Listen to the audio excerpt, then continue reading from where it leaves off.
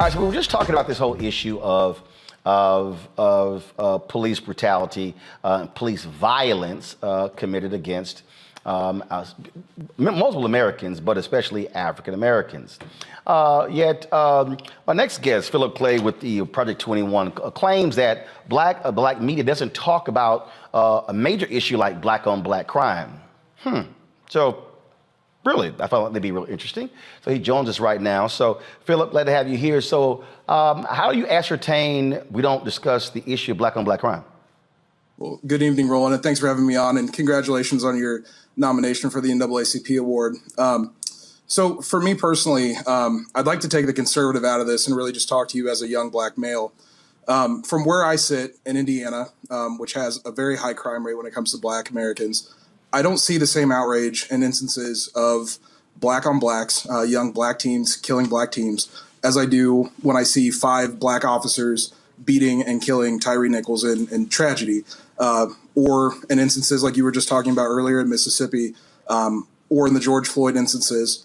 To me, the article that I wrote and the reason I'm on your show is because I feel that until we as a community can start to rally together and say no more, we can't progress. My article intends to say that we need to, as a community, come together and stop blaming police, just blaming police, and we need to stand together, and we need to progress, and we need to make things happen. What is the, so you say you're there in Indiana. What is the white-on-white crime rate in Indiana?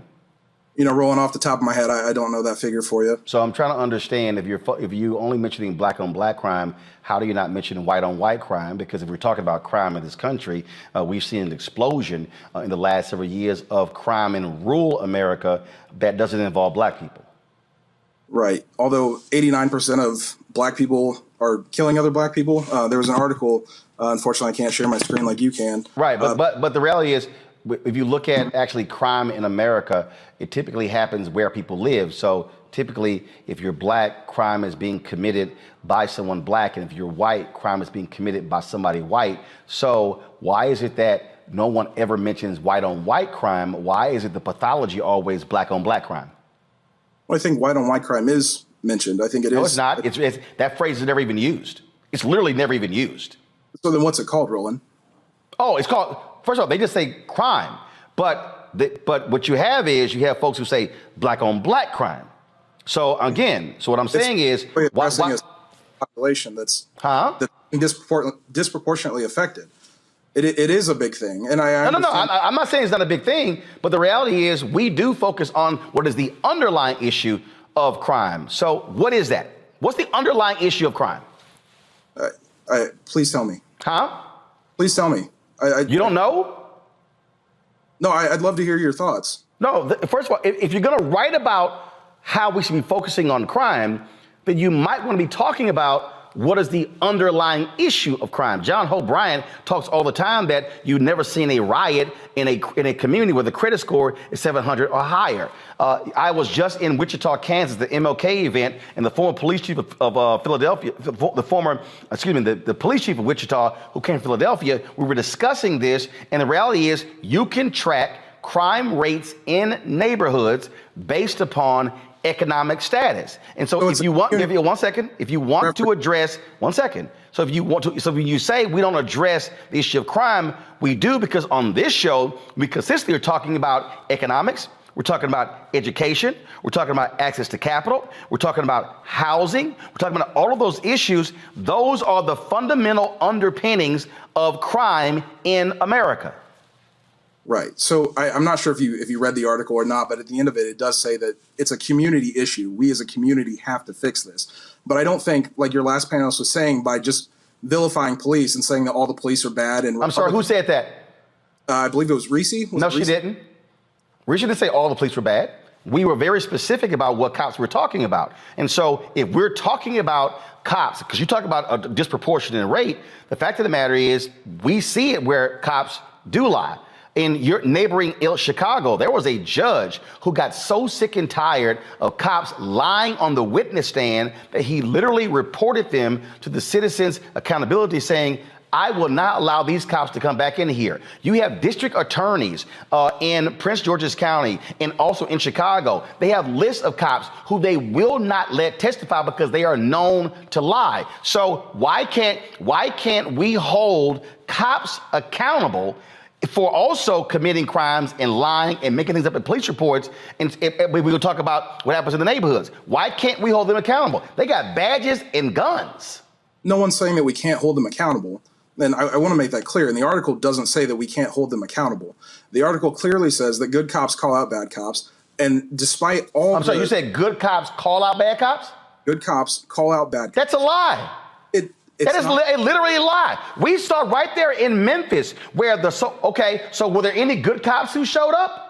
We played a video yesterday. We played a video yesterday in Chicago where these two cops were beating this guy in a jail cell. Two cops, two other folks just stood there and watched them. We've shown a video on this show from Los Angeles, from Mississippi, from South Carolina, from North Carolina, from Philadelphia, from Detroit, where cops stand back and watch these things unfold, and they will actually back up the lying cop in police reports. So please show me where there's this swell or this groundswell of good cops reporting bad cops. Roland, you and I agree on that subject, that those people are not good cops, the people that stand by idly and don't do anything. In doing research for the article, and fortunately enough, last year I had a chance to work with my local police department to understand what goes into being a police officer, because I wanted to know for myself what it takes to become a police officer. One of the things that was taught, one of the core things, was that not only is use of force a last resort, but you're also taught to de-escalate your partner when your partner becomes too emotionally involved or too attached to whatever's happening. How often have you seen that? How often, when you've seen a lot of these video footages, now I've seen de-escalation when the person's white. I've seen a whole lot of de-escalation. But typically, when I'm seeing body cam footage and it's somebody black, I'm seeing an escalation of tensions. And so please give me some examples where de-escalation is often happening.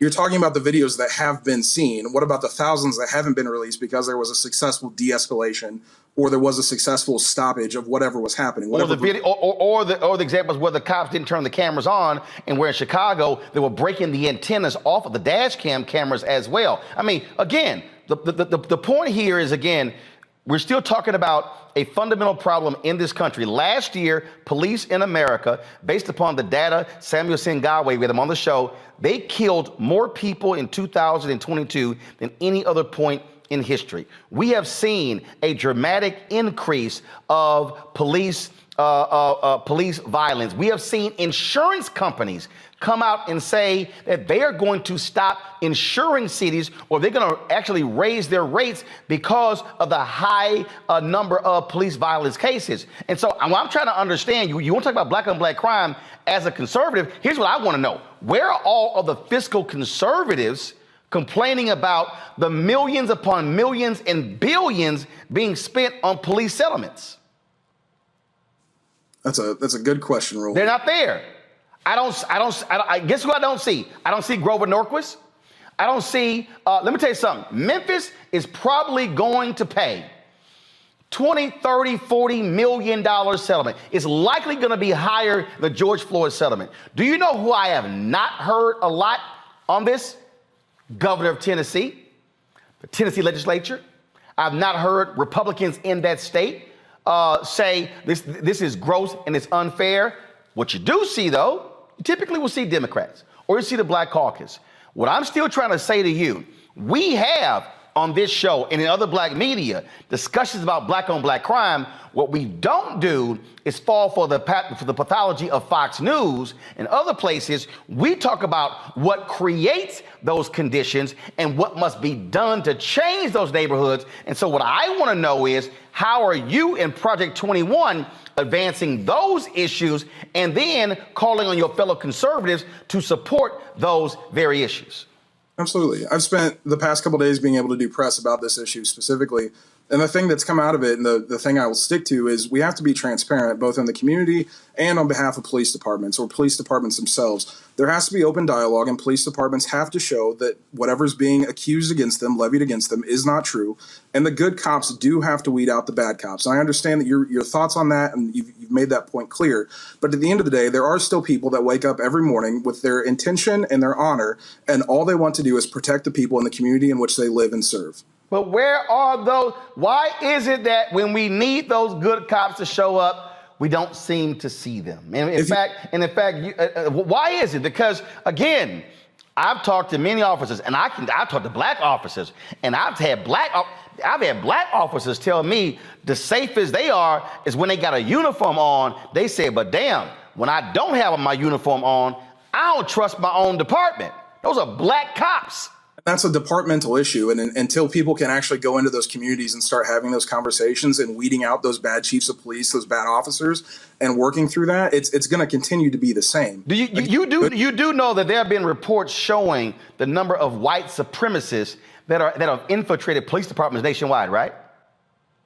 Yes. Okay. You've seen the reports, again, of message boards and various Facebook groups where you've had these racist cops making comments, things along those lines. In Chicago, there were cops who admitted, yeah, we call folks the N-word. We freely throw it around. So if you're a black person in the Chicago community, why would you trust a racist cop? Hold on, I gotta pay some bills. Philip, I asked the question, if you're in a neighborhood and you have had bad encounters with cops and you know you're dealing with racist cops in those areas, how can you trust them? I don't think you can. But I guess the question, my question back to you is, what do you do in that situation? What would you, Roland Martin, do in that situation if you can't trust the cops in your neighborhood? I'm not dealing with them, because here's the deal. I lived in Chicago 6 years, okay? I have seen examples where the cops planted evidence, where they beat confessions out of people. Chicago had to pay upwards of $40 million in reparations to a number of black people who were beaten, who actually were electrocuted, their testicles, by Captain John Burge and those racists in the department. Chicago actually had a Holman Street location where they were holding people, depriving them of their due rights. Attorneys didn't even know where their clients were being taken. When the consent decree came down in Chicago, they admitted, oh yeah, we use the N-word. They admitted driving gang members from one territory to another and dropping them off to see if they actually lived. Okay, we saw again under Trump where Sessions tried to get rid of the consent decree in Baltimore. Cleveland's been under 2 consent decrees. But again, if we're gonna have a discussion about black on black crime, let's also at least say white on white crime, but let's deal with the issue of how do you address crime? You do not address crime with policing. You have to address crime in a holistic way. And unfortunately, Philip, Republicans and conservatives do not want to do that in this country. It's a matter of more jails, more police, more funding. Let's increase the funding, but not deal with the fundamental underpinning of crime in neighborhoods, which is poverty. Again, I ask if you read my article, because at the end of it, again, I do say the only way that this works is if we as a community come together and try to fix this morally bankrupt system. But why is it at the end of your article and not the beginning of your article? It's throughout, Roland. There's a lot to unpack in what happened. There's a lot to unpack in what happened in Mississippi. Or I'm sorry, not Mississippi, in Memphis. Let me go to my panel. Let's see, Reese, since he name checked you, you get the first question or comment. Yes, I actually did read the article, and I have to say I think it's appalling to use the brutal death of Tyree Nichols to advance propaganda as Black people as violent. You compared. You compared. I listened for the past 10 minutes without, whatever. So anyway, so you compared the cops to gang violence, which is more coded language, anti-Black coded language. And I do agree with you on that, though, because the police departments, like the ones that are out of control and need consent decrees, which as a member of Project 21, I'm sure you know that in their Black agendas to do away with consent decrees, that the police officers often are like gang members.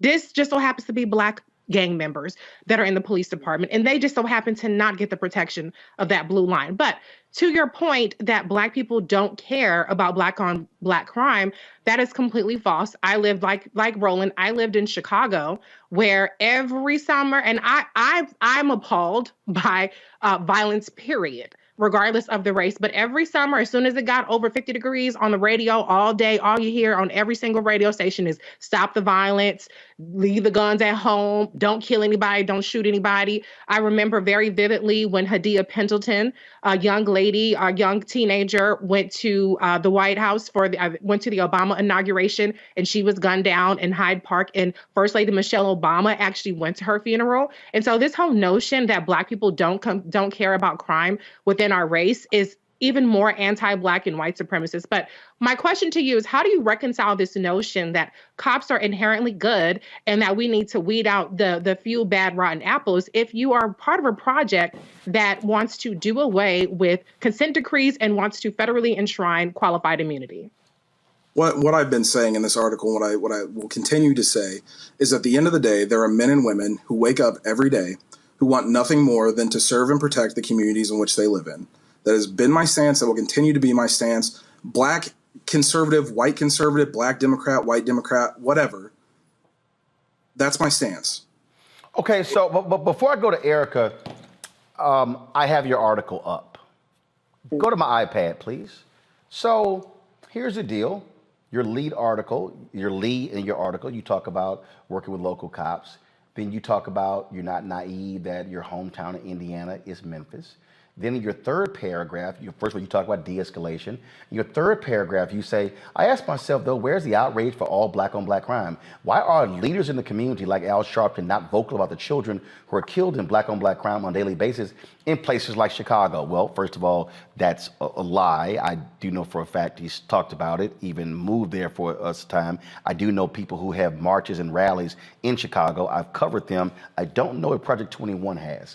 And then you go on, you say, as these leaders continue to vilify police and cause tensions to rise, how are they causing tensions to rise when it's the cops who's actually killing people? They set these communities and the police who are sworn to protect them back another step. Really?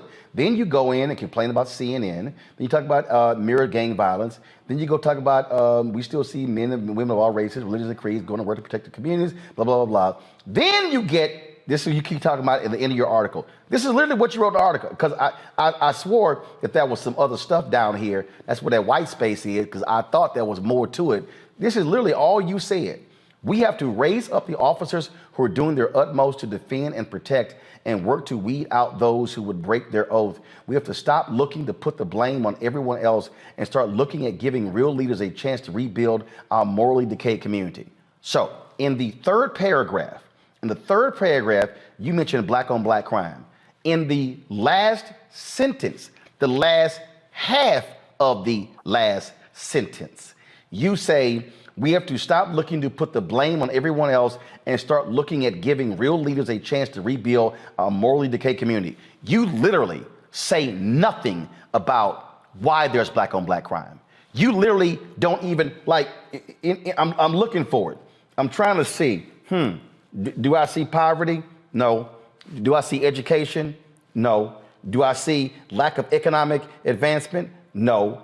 Your entire piece is really about, oh my goodness, we've got some really great, wonderful cops. So how can you make it about Black on Black crime when you don't even address the issue of the underpinning of Black on Black crime in your entire piece? Again, Roland, my position is and will continue to be that I don't see protests in the street for children being killed in Chicago. You're a lie. I'm sorry. If you don't see it, Philip, that's because you choose not to see it. They have been protests. First of all, here's the question. Where are you in Indiana? Indianapolis. When the last time you been in Chicago? I typically don't go to Chicago. Gotcha. So you don't go to Chicago. So no. Do you follow any Chicago media? No, what incentive do I have? No, wait. Do you know any activists in Chicago? Yes. Do you know any community leaders in Chicago? I know community leaders in Gary, Indiana. No, I didn't say Gary, Indiana. I said Chicago. Chicago is not Gary, Indiana. Deontay Johnson, Black Conservative Federation. You got Deontay. Oh, that idiot? Hold up. Wait. Are you sick? That's who you claiming? Dude, don't even try that one. Here's the problem with what you said. You just said, quote, I don't see any protests in Chicago of black on black. You don't know anybody in Chicago. You haven't even been there. See, this is the problem when you say I haven't seen it. If you ain't been there and you don't know anybody and you likely don't follow them on social media, you wouldn't see it. But the reality is it does exist. So Philip, never ever come on television and say, well, I don't see it if your eyes are closed because you never opened them. We have literally had the people on this show live from protests. So for you to say, well, I don't see it, you try to act like it doesn't exist. It does. So if you've never made the effort to find out that they are protesting, how can you then criticize folk for saying they're not protesting? I don't know what you're trying to accomplish. Philip, let me help you out with something. Let me just help you out with something, Philip. Usually I ask for help if I need. No, because you need some help right now, Philip. Like you need some help real bad. If I said I have never ever seen Philip in a red tie, and if somebody says, Roland, have you ever met Philip? No. Have you ever seen Philip on TV? No. Have you ever seen Philip at an event? No. Well, hell, if you ain't never seen Philip, of course you ain't never seen Philip in a red tie. So how can you say people are not protesting black on black violence in Chicago, but they are, but you haven't seen it and you've made no attempt to find out it exists. But let me ask you this question. And I want you to answer that one too first. Why are you so worried about Chicago and you ain't focused on crime in Indianapolis? We are focused on crime in Indianapolis. So why are you bringing up Chicago though? Because I'm sorry, go back to my iPad. I'm looking at your column. You simply state, I've had the opportunity to work with my local police department. You don't name it. You say I'm not naive enough to equate my hometown in Indiana to Memphis. You don't name your hometown. And so why is it that, again, third paragraph, right here, why are leaders in the community like Al Sharpton not vocal about the children who are killed in black on black crime on a daily basis in places like Chicago? Why didn't you mention your city? I mentioned Indianapolis in all the radio interviews I've done. No. Why didn't you mention your crime in your city in your column? All right, let me do this better. Philip, what are you doing to solve the crime issue in Indianapolis? I want to hear specifics. Working with local police departments to bridge the gap between the police and the community. How? No. What are you doing in the community? I get the cop part. Has the community ever seen you? Yes. Hold on, I'm sorry. What communities? Indianapolis. Plainfield. No. What communities in Indianapolis? I literally just said that. Indianapolis, Marion County as a whole, Plainfield, Avon, Brownsburg, Danville, Johnson County. And what are you doing? What are you doing in those communities? Working to improve police relations. Like what? No. But what are you doing? Like when you say working, have you had community-based town halls? Not the cops, the community. When? Yeah. When? Yeah. 2020. No, when? Do you want exact dates, Roland? I don't have my iPad. No. I want to know when. Because see, I know people in Indianapolis. I've spoken to them many times.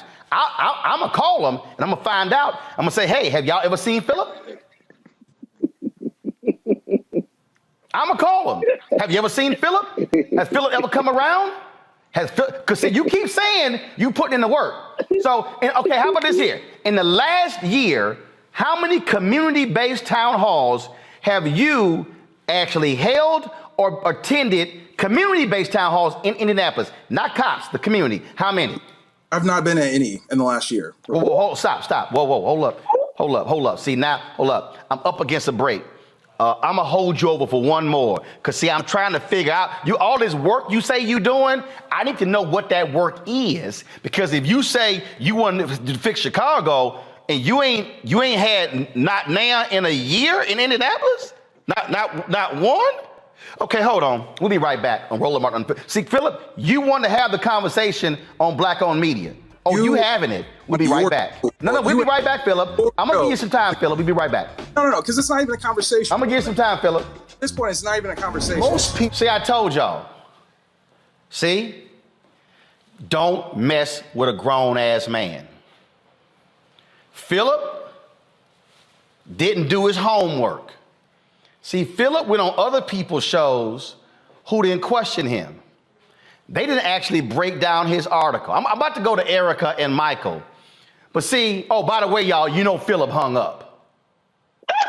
You know Philip hung up. He hung up. And they've been calling him back, texting him. And I said, let him know he can talk for the first 2 minutes. But Philip hung up because he couldn't take that heat. Because see, y'all, see what happens is, see, Philip, the basis of his, see, y'all got to understand. The basis of Philip's article, oh, y'all don't discuss black on black crime. Okay, you want to have that conversation, Philip? Let's have that conversation. And y'all heard he kept saying, no, but I said at the end of my article, we as a community, we got to come together and solve the problem. Oh, but then when I asked Philip, when has the community seen you? Philip, well, I work with the cops, not the community. Oh, Philip, Philip, when did you last work with the community? Any town halls in the last year? No. What the hell you been doing? See, Erica, they don't like getting questioned on specifics. See, he was like, oh, you ain't let me talk. No, I let you talk because you can't answer my questions. That's the real deal. He couldn't answer the questions because he thought he was going to come on here and talk about how black media don't do this and y'all don't discuss black on black crime until I start questioning his ass on what he ain't doing. Period. And sent poor little tink home. But I'm glad that line of questioning came out because if you look at his Twitter page, you can see how Philip Clay gets his bag. More importantly, I am very tired of people raising their platforms off of the backs and off of the pain of Black grief. And one of the things that I was going to ask him was, did he know what grief does to the first, did he know Tyree Nichols, his mother and father's name, and specifically his mother, who talked about how much Tyree loved her, how he had her name tattooed on his arm, and that's something that you don't mostly get from kids, especially young men, but he did that, and he was the youngest in his family and very well loved, a young father. And that on January 28th, he felt it fitting to pen 4 to 5 paragraphs of complete bullshit on the back and on the grief of Mrs. Rovon Wells. Completely disgusting. For someone that is either self-identified or has been told that he is a rising star in what is effectively known as the terror group, the Grand Old Party, the Republicans, do that in its own space, not off of Black pain. And I'm also glad, Roland, that you brought forward that PBS piece because I had that in my favorites and I pulled it up in that 2006 bulletin that the FBI published, heavily redacted, but spoke very, very clearly to not white supremacy, what it actually is, white nationalism, and that how folks that are a part of this movement literally terrorize Black and Latino communities. So I feel like whatever it is that Philip is looking to achieve, keep Black people name the hell out of your mouth, because I would love to hear his talking points when his face is pushed up against the ground and he's being tased. See, Michael, I know some real Black conservatives. I actually know some Black conservatives who are in communities that do the work. But see, Philip thought he could just sit his ass and bang out some comments and the National Review put it up. And these white conservatives go, oh, we've got one of us. Look at that. He's challenging Sharpton. Because see, what people don't understand, y'all, game recognized game. So they love throwing Sharpton's name. They love throwing out Chicago. So you see how I busted him on that. How you from Indianapolis and you gonna mention black on black crime in Chicago, but what you don't mention is that most of the guns that where you have the crime committed in Chicago come from across the border in Indiana. Oh, I bet Phil don't want to discuss gun control though. See, this is the game they play. And see, this is the grift. That's why that fool mentioned that ignorant ass fool Deontay. That's why his little trifling ass won't come on the show with me. Cause see, I schooled him like I did Philip because they are not credible people. How can you talk about, well, we the community, we gotta have new leaders, and he could not name a single community-based town hall that he was engaged in for the last year. Come on. Yeah, Roland, I read the article from J. Philip Clay. First of all, when I saw he was from Project 21, I said, this is going to be some BS right now, because I was on with Reese when Craig DeLuce was on and we tore his ass up. Okay, from Project 21 also. So I read the article, and just like you, Roland, I saw the white space at the bottom. So I thought it was a whole right. 3, 4, 5 paragraphs. Wait a minute, hold on. I hit refresh because I thought only half of the article loaded. So I hit refresh and I was like, hell, that's just white space. It ain't nothing down here. Exactly. I kept looking and I said, wait a second, is this it? Because I printed up the article. It's right here and I made notes because I had questions for him.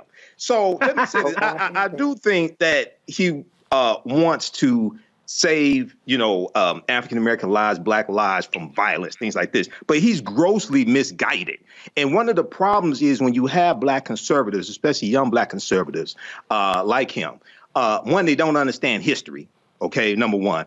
Two, one of the questions I was going to ask him is that did he know that from 1980 to 2008 that the majority of gang homicides in America were committed by white offenders? 53.3% were committed by white offenders. And from 1980 to 2008, the majority of gang homicide victims were white people, 56.5%. And what happens is the way the media presents these narratives and presents stories, they hide the quote unquote white on white crime that they don't want to talk about. Okay. And they keep, and it was great. It was basically white controlled media that created black on black crime. Because if they talk about white crime, they don't use the term white on white crime. But I encourage everybody to read this article from AtlantaBlackStar.com. It's called 9 Facts That Show White on White Crime Far Exceeds Black on Black Crime and How Media Outlets Conceal It. And then there's one of my favorite articles is from thinkprogress.org called from March 25th, 2015 called How News Outlets Convince You That Most Criminals Are Black.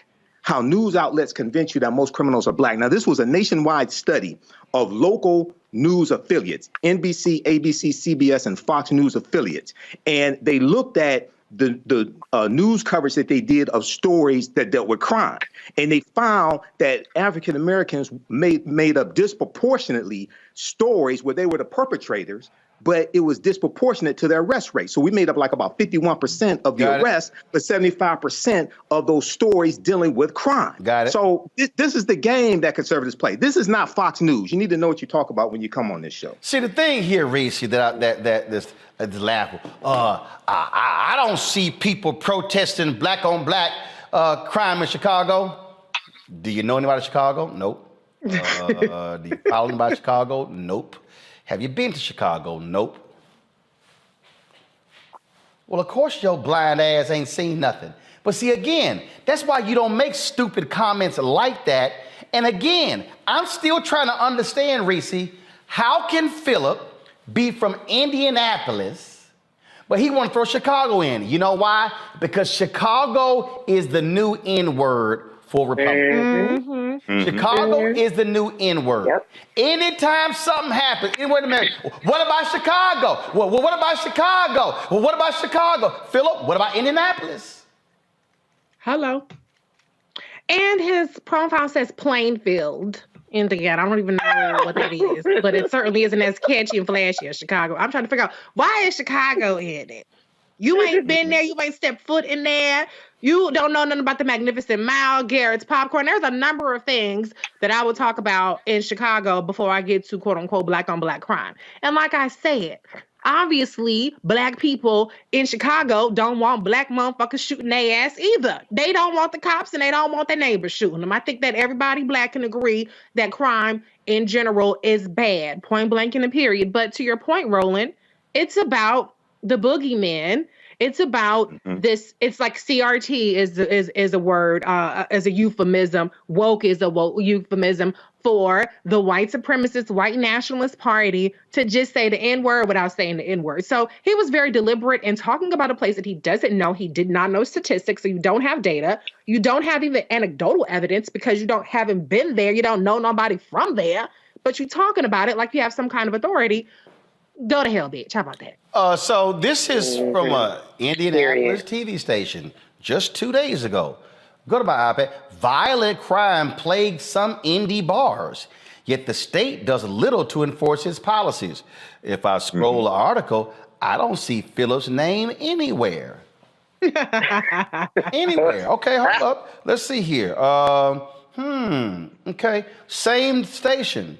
Crime mapping, what parts of Indianapolis saw the most homicides in 2022? While Indianapolis saw a decrease in homicides in 2022, so did Chicago, police continue to push for fewer homicides and violent crimes. In 2022, 226 people lost their lives in a homicide in Indianapolis, down about 15%. This is a decrease of 45 homicides. And so as you see it here, a gunshot is listed as a cause of death for 86.7% of the homicides. Phillip, are you speaking out against guns? Phillip, I got something for you to do in Indianapolis. Nearly 66% of the homicides in Indianapolis remain unsolved as of early January. Of the 226 homicides, police made an arrest in 66. Roland, can I point out too? Ain't that, and hold up, of the homicide of 2022, largest group, 25-34, black men aged 18 to 24 made up the largest group. So here's the question, Phillip. You keep meeting with the cops. Why aren't you focused on your own city of Indianapolis? You're not, Phillip, because you know why? You don't give a damn about those communities. What you want to do is you want to make a point by trying to by taking a shot at Sharpton and at black leaders and black on black violence in Chicago. Reese, I'm on overtime, but I got 20 seconds to go. He lives in Plainfield, Indiana, which is a population of 34,000 and 87% white. So you really pushing this anti-black. So he don't even live in Indianapolis. He ain't even from Indianapolis. Boy. He lives in a suburb of Indianapolis. Boy. Go to his Twitter page. I'm not going to say it, but go to his Twitter page. I did. Michael, that's how he's Go to his Twitter page. What's his name again? You will see how he get in the bag. Plainfield, Indiana. J Phillip Clay? I didn't make that up. That's what he has publicly. J Phillip Clay. Hold on. I'm going to pull it up. Show his Twitter page on your screen. Here we go. Y'all pull it up right here. It says J. Phillip Clay, Everything you need. husband, father, Christian conservative. It says Plainfield, Indiana. Phillip, Scroll up to the picture. Phillip, no, his tweets are protected. Phillip, you don't even live in Indianapolis. Boy, bye. Phillip, again. Phillip, I just want to warn you of something. Phillip. My daddy told me something when I was younger, Phillip. He said, son, never mess with a grown-ass man. You can't slick a can of oil. He said, son, when you mess with a grown-ass man, and you're going to get a grown-ass whooping. Phillip, you just got a grown-ass whooping. The next time you even attempt to challenge black-owned media, I want you to remember this ass whooping just like the one I got when my dad lit me up when I was in school.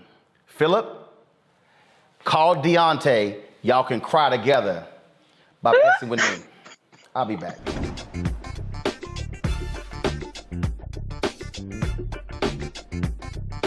Folks, Folks, we're 1 year away from the 2024 presidential election. Donald Trump's leading the polls on the Republican side. President Joe Biden, of course, on the Democratic side, is likely to be a rematch from 2020 when Biden beat Trump. A co-founder of a Black Lives Matter chapter in Rhode Island says that Donald Trump has done more for black folks than any other president, and actually he is the choice. Mark Fisher is that individual. Mark joins us right now on the show. Mark, glad to have you here. So first and foremost, when you made an assessment about this campaign, and you basically said nobody is good. That's right. Okay, explain. Well, I mean, it's self-explanatory. Everybody else sucks, I said, to quote myself. And, you know, when you look at who we have sitting in the White House right now, I said he's a deep disappointment. He's let me down. He's let my community down. The whole Democratic Party is a complete disappointment. And I think that as an independent, I will endorse Donald Trump as the best candidate that we have. Why is he the best? Well, because he's somebody who I would consider a strong man. I consider him somebody who would give us respect on the world stage. You say we don't have respect on the world stage?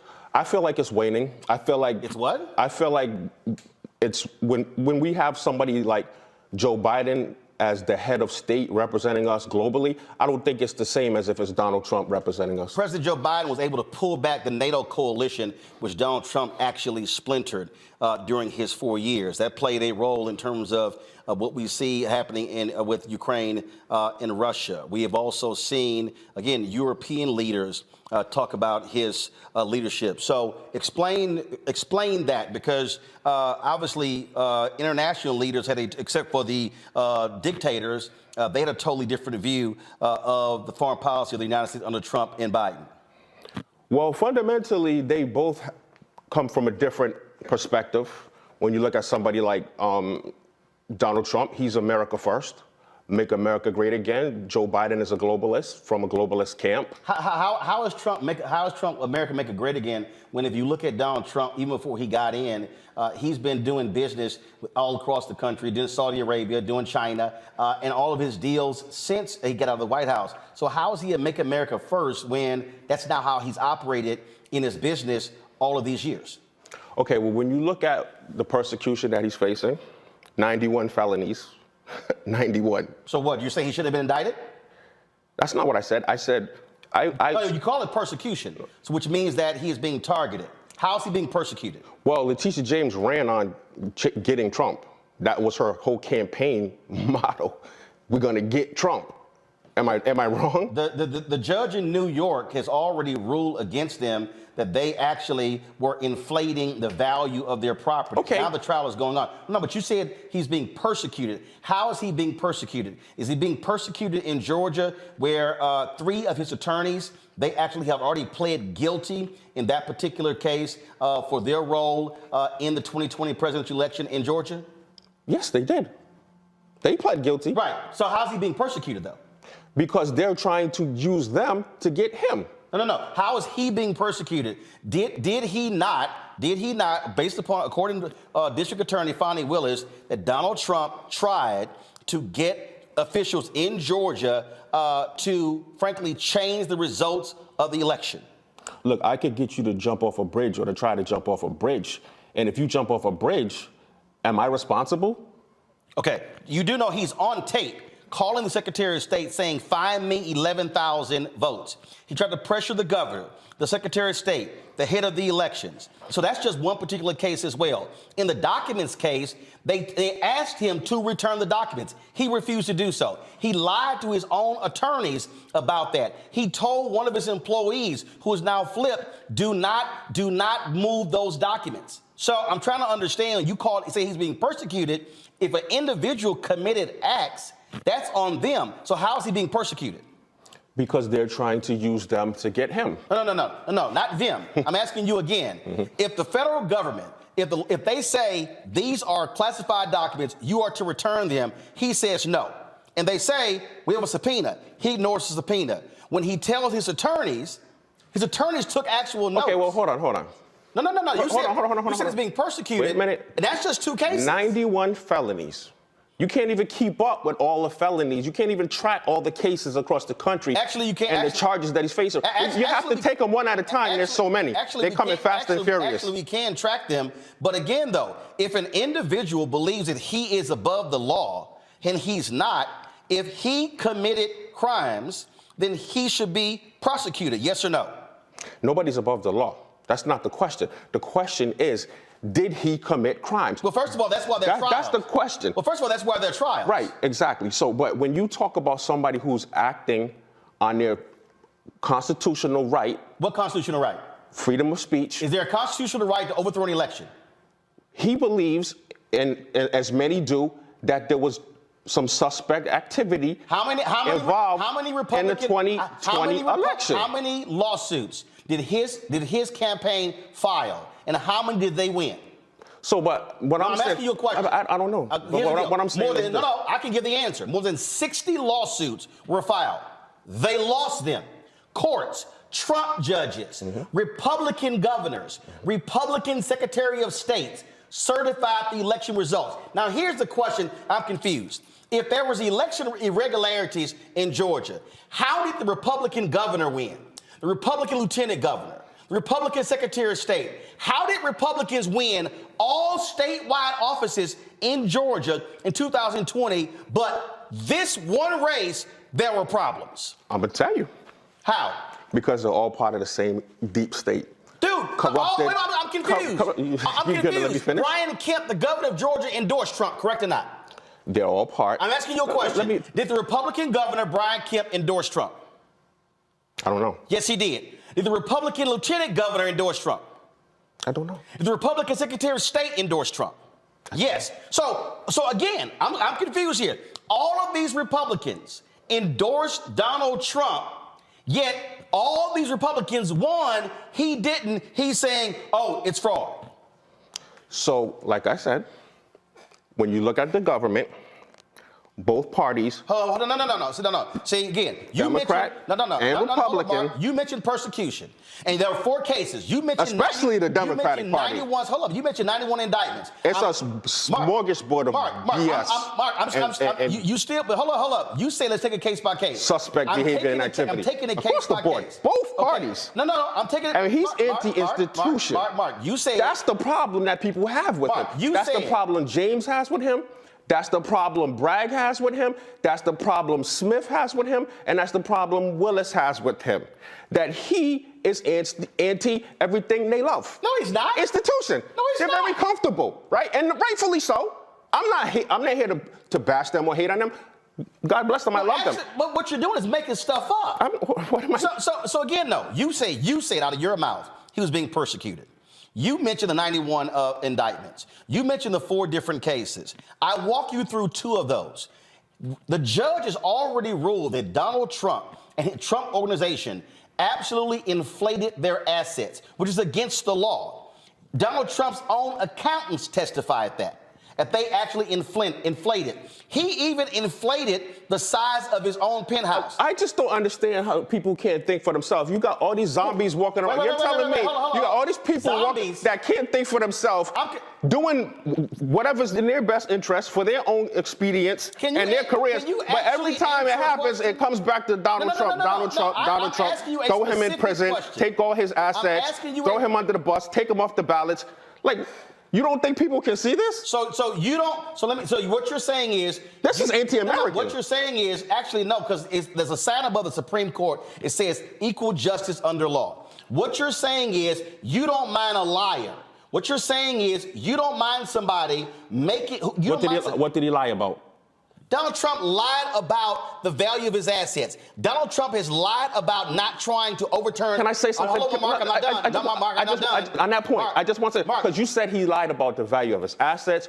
You're saying that he lied, his people are lying for him all the time. So what I'm saying is, if he's asking for 11,000 votes, if they're doing that, if he's asking people to make his property as lucrative and as attractive as possible.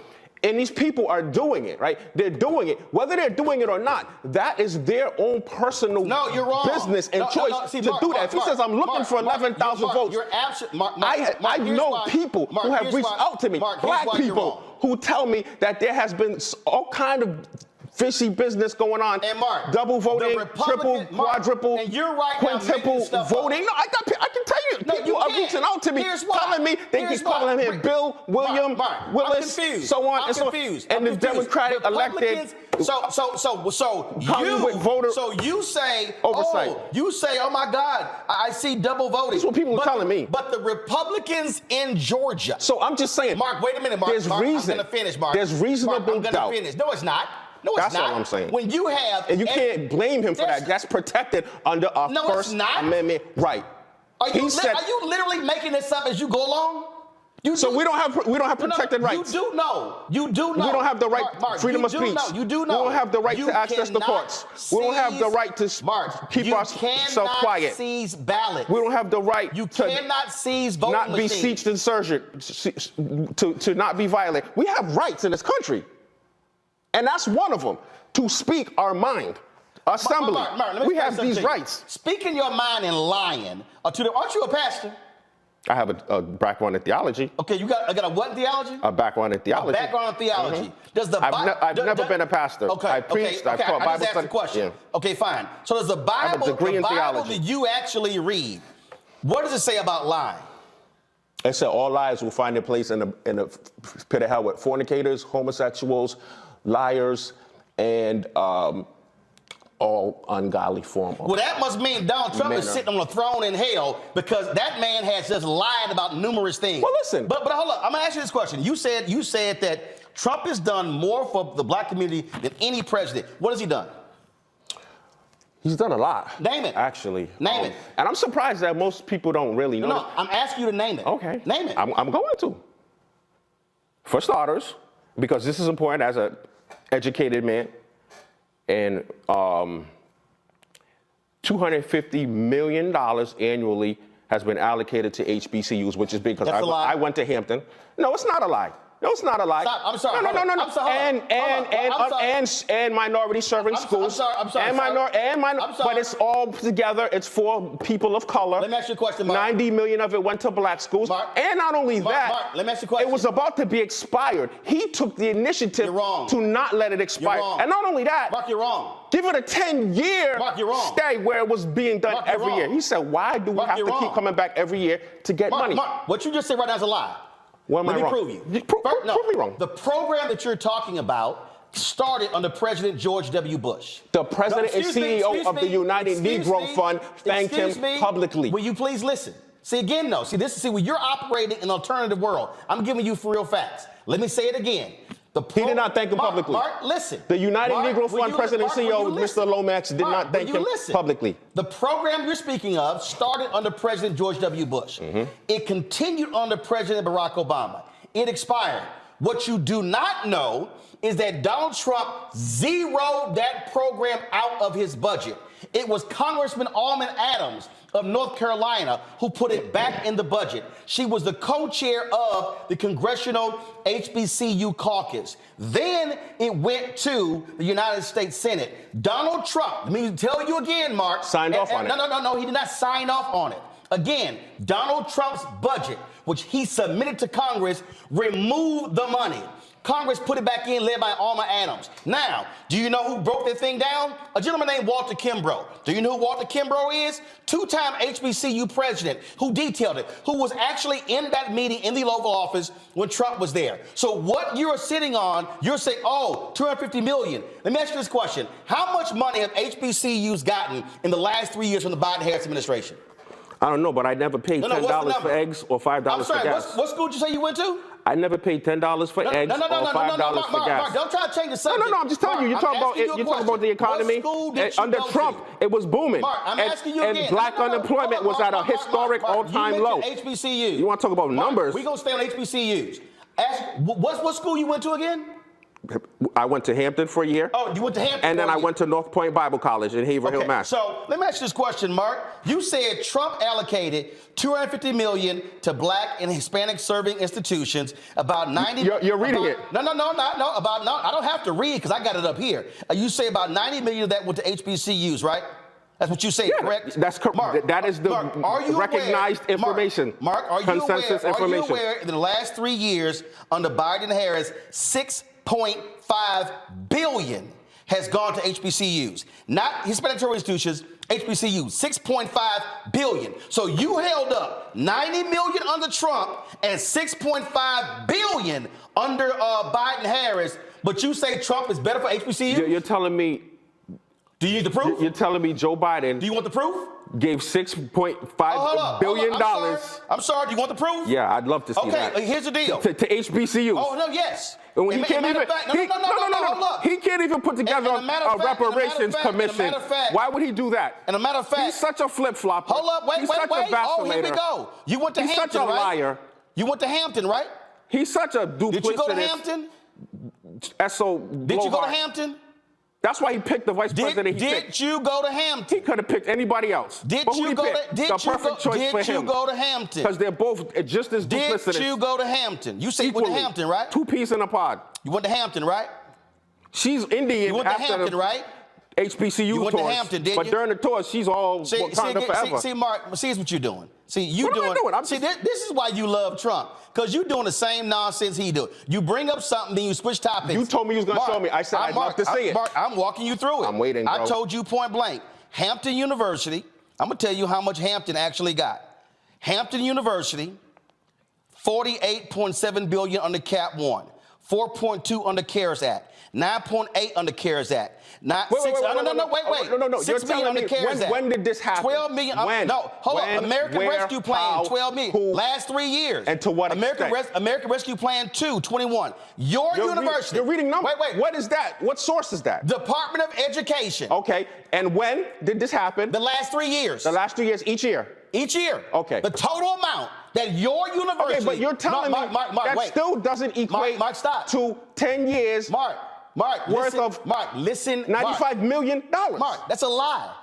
How is that? Your own university, Hampton, received $112 million alone. The total amount that went to over the last 3 years. The total amount that went to HBCUs. You saying over the last 3 years? $6 billion. Over the last 3 years. $567 million. You saying Hampton got how much? $112 million. Over how long? What type? In the last 3 years. And I named them. Let me name them again. So you're saying, hold up. Cap 1 forgiveness. 40 hold up. No, I want you to listen. I want you to listen, because see, right now you ain't listening. Cap 1 forgiveness. CARES Act. CARES Act 2. Then you have American Rescue Plan, American Rescue Plan 2. Your own university got more by itself than Donald Trump signed the bill for all HBCUs. Okay, but the CARES Act is expired. The act is over. He did a 10-year plan. No, he didn't. CARES is done. It wasn't even him. It was Alma Adams. Okay, so far, HBCU. What else has he done for black people? What else? First Step Act. For those who ain't educated, for the non-bourgeoisie class, for those who gotta deal with recidivism and oppressive tentacles and tenets. Who passed that bill? Institutions. Who passed that bill? That crush us on a daily basis. Who passed that bill? I know who signed it. No. I know who signed it. Wait, hold on. Why are you asking me questions? Hey, Mark, Ronald Reagan signed the MLK federal holiday and opposed it. Do you know what the bill does? Do you know what the first step? Because you're really being defensive. You asked me did the First Step Act and pass? then as soon as I mentioned it, you get in defensive. No. I'm explaining to you who passed it. Who passed the First Step Act in the House? Who was the co-author? Bro. Who was the co-author? Ask me what did Donald Trump do? No, Mark.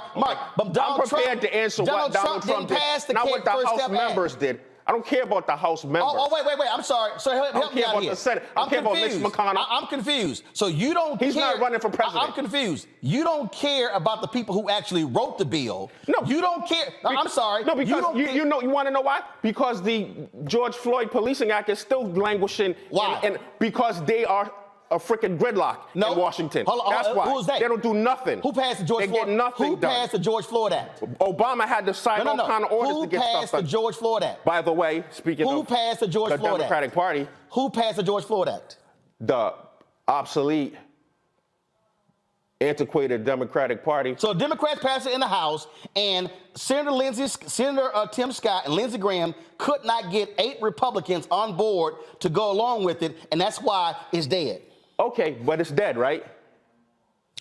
In Congress. Because the Republican Party. But you're asking me why don't I care about Congress, and I'm telling you why. Hold on, I'm scared. Hold up. But how can you say you don't care about Congress, but you're giving Trump credit for bills that Congress passes? Okay, I'm giving Trump credit for bills. How? He didn't pass them. Get passed. He didn't. Wait, hold up. Or Mark, I'm confused. Yes. You don't care about Congress, right? But you giving Trump credit for bills that Congress passed, right? Exactly. So how can you ignore the people who passed the bills for him to sign? Okay, and so that's my point. Because in order to order to get Congress to sign off on the bill, right, which is constantly in gridlock, you have to have somebody who knows how to make a deal. And he couldn't make no deal. Who's a negotiator? Who makes things. This is hilarious. Okay, what else he did for black people? That's because other than that, what does Congress do? Nothing. Since you said 2 things, what else he done for black people? What else? Okay, we have the like I said, black unemployment was at a historic low. Actually, you know, black unemployment fell lower under Biden than Trump. Well, you also know that black male unemployment hit its lowest point in April under Biden than it did in history. Okay, well, I can tell you. I'm just telling you. No, I can tell you it was lower than it was under Obama. And that's no shot at Obama. I'm confused. Obama not on the ballot. Again, the black unemployment rate. Right, because we love to praise Obama. I didn't bring up Obama. No, I'm just saying. I'm just saying. We got to keep it real. We got to stop operating from emotion, and we got to stop operating from intelligence and logic. That's all I'm saying. If we want to compete with the rest of the world. Mark, the total unemployment rate has been lower under Biden than Trump. The black unemployment rate has been lower under Biden than Trump. So how is Trump better for black people? So like I said. What else? Compared to his predecessor. No, what else? Okay, what else? Okay, so other than the HBCU 10-year bill expansion. Okay, but again, though. The First Step Act, which reduced the federal prison population. You didn't want to let me get that out, did you? That Democrats passed in the House. The Democrats improved in the Senate. And that Donald Trump signed off on. Wait a minute. Mark, you do know that Reagan opposed the King holiday. It ain't like we crediting Reagan for the King holiday. Unemployment at a historic low. Mark, like I said, the economy was booming. You asked a lot of black people, they tell you they was doing good under Trump. I'm still confused. They tell you they was doing real good. And like I said, I wasn't paying $10 for eggs and $5 for gas. First of all, if the black unemployment is lower under Biden than it was under Trump, how was it better? Say that again?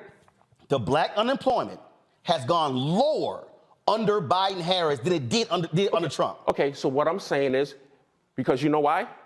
Because black people are the most intelligent people in the world, man to man. And they had to, like we always do. What in the hell are you talking about? I'm going to explain to you. They have to pull themselves up by the bootstrap and make shit happen. You heard of the Great Migration? You know what that is? Yeah. Who led it? Okay. The black Who led it? The blacks who said, screw this. No, actually, that's not. Actually, there's a guy on the wall who ran the Chicago Defender. Let me finish. And you know what? You want to know what assisted that? You ever heard of the Platinum Plan? Do you know what that is? Wait a minute. Hold on, stop. No. Let me finish. No. Just let me finish. The Platinum Plan do you know what created the Great Migration? No. What I'm saying is, I'm confused. I didn't say that. The Great Migration was in the 1930s and 40s. No. Excuse me. I meant the Great Resignation. I apologize. When all black people in droves was like, screw this. The Platinum Plan. What was the Platinum Plan? Okay, so the Platinum Plan. What was that? It increased income in black businesses. No, it didn't. And the Platinum Plan was a proposal. It never actually got enacted. What I'm saying is added capital to the black entrepreneur. No, it didn't. And it didn't. Also promoted and touted Juneteenth as a national holiday. So Juneteenth was part of the Platinum Plan. Are you out of your mind? Juneteenth would have been a national holiday if Senator Rand Paul did not object to unanimous consent. Oh my God. Are you just sitting here just making shit up? You're asking me about Trump. No, you're making stuff up. Questions. And now you're throwing in Rand Paul and I'm throwing in facts. You're asking me questions and I'm answering them. No, you're not answering. What you're doing is you're doing what Trump is doing. You're just making shit up. So there's no dude, the Platinum Plan was a plan. It was never enacted. Exactly. I know. And he also said. I know that. And Trump said, you know why it wasn't enacted? Why? Because of the black drove of people who went and got this guy elected. No, actually, the droves of blacks who were stuck first of all, on the plan Democratic the plan was a party. joke. The plan was a joke because to get this guy elected. The plan was a joke because it specifically said it was going to do what? $500 billion in contracts? Let me ask you this question. How much the total amount of contracts the federal government gives out every year? Okay, so Mark, I'm asking you a question. What's the total amount of contracts the federal government gives out every year? I don't know. It's $560 billion. So you trying to tell me that the total amount of contracts the federal government awards every year to everybody is $560 billion, and Trump was going to award $500 billion of black people? Are you literally out of your mind? So, like I was saying, Answer the question. Now, opportunity zones. Oh my God. Also, a low-income community incentivized plan. Mark, that I call the Trump White House. Nice try, Mark. I call the Trump White House. It was proposed to revitalize the inner cities by giving business owners, developers, and property owners. And guess what, Mark? I had a pastor. Tax breaks. Mark, let me help you out. Capital gains. Let me help you out, Mark. To pump life into our dead economies and cities. I don't know what the hell you read. No. But bruh, That's what it is. You are literally. That's what opportunity zone is, Roland. Mark, this ain't gonna go on much longer, because right now, dude, you just making shit up. I literally. Did he not sign into law? Mark, listen. The first and only new historic park in Martin Luther King Jr.'s name in Georgia. Are you out of your? Okay, so then. Oh my God. He did not sign into law and create a new historic park in Georgia in honor of Martin Luther King Jr. He didn't do that, Roland. You literally say, let's support Trump because a park was created? No. You're asking me. No, see, this is the problem. No. I noticed how you skipped over that platinum plan. This is the problem. Mark, I noticed how you skipped over those contracts. The narratives that people believe and buy into instead of creating their own narratives. I noticed That's how what you I'm doing. Over the I'm creating a narrative. No, actually, like I did with myself. What you're creating. Because I no longer choose to be defined by you, by the news, by print, by media, or by my neighbor. Okay. I define myself. Mark, here's the deal. Everything you just laid out. When I say you are so wrong, when I say you're factually wrong, when I say you can't, and then when you get hit with facts, you want to hopscotch on to the next thing. I brought up contracts, and I gave you the number of federal contracts. Trump said, I'm going to do $500 billion with black people. It's only $560 billion total in federal contracts. That was a flat-out lie. You fell for the okie doke. And so I walk you through. You're touting this $90 million HBCU plan. He said he's going to. He said what? He's going to do $500 billion. That was the platinum plan. Mm-hmm. He was going to do $500 billion to black businesses when the federal government only spends $560 billion total for everything. So how in the hell is, if the federal government is spending $560 billion total, he just going to go, I'm going to give $500 billion to black people? I can tell you what, I didn't hear that. I never heard. I'm not. You didn't hear it? No, listen. I didn't hear him say I'm going to, because it's it's in the plan. Okay. The plan that you brought up. The platinum plan. Now, if he said that he's going to give $580 billion. No, he says $500 billion. $500 billion to invest in black people, right? Where's it coming from? That's a good question. You damn right, it's a good question. And now, like, and it ain't coming from the federal government. What I'm saying is, like, with a lot of things, he made shit up. I can't speak for him. I can't you can't speak for him. No, I can't. I can't speak for him. Oh my God. I can't speak for you. I can tell you, based on facts. What I know, experience, you literally what I read and see, have not recited any facts. And historical sources, empirical evidence, what you the facts are. That's what I can do. I can't speak for him. Mark, I feel for you, brother. I know you've gone down some rabbit holes, but listen, you ain't cited any facts. You haven't cited any of that. What you've thrown is stuff out that's easily disproven. Easily. Let me say something, Roland. Okay, final comment. Because I got to go to my black lawyers next. Because we're fighting these Trump federal judges who want to get rid of the Voting Rights Act. But go ahead. It's important to understand that, most importantly... Oh, my bad. I need to put on some Marvin Gaye because this is some bullshit. But go right ahead. Most importantly, we're trying to pivot off of the Democratic plantation. We're trying to make a pivot from this hold. How about you pivot to facts? This hold How about you pivot to facts? that this party has on my people. How about you pivot to facts? That's so destructive to my people How about and my you community. pivot to facts? That's what I pivot to. You literally- Now, Trump is the alternative. No, he's and hey, not. I support him. Dude, you literally That's the most you important literally thing. called the January 6 people dissenters when they were domestic terrorists. I said what? Say that again? You have been quoted as calling the January 6 folks dissenters when they actually are domestic terrorists. Well, listen, You support them? I stand in solidarity with any American brother or sister, like I said from the very beginning. You going stand in through hard solidarity with the times. Oath Keepers? That's going through hard Do you times. stand in solidarity with the That's Oath suffering. Keepers? Mark, That's because do I don't you take no stand in pleasure in any solidarity with- American brother. Mark, Listen, this Mark, is the thing. I'm asking you a question. I know how Do people you feel. stand And in solidarity with the Oath Listen, Keepers? listen. Yes or no? I have empathy for black people, right? Because how do you think you I feel in my stand in community? solidarity with the Proud I have Boys? been castigated throughout my community and Say, family dog. and friends. So here's Okay. the thing. But I know how they feel. I understand. Mark, and guess what? Because they hate Trump. But guess what? There's no future in that. There's no future in that. I know how you feel. No, ain't no future in this country if that lying, narcissistic insurrection is allowed back in.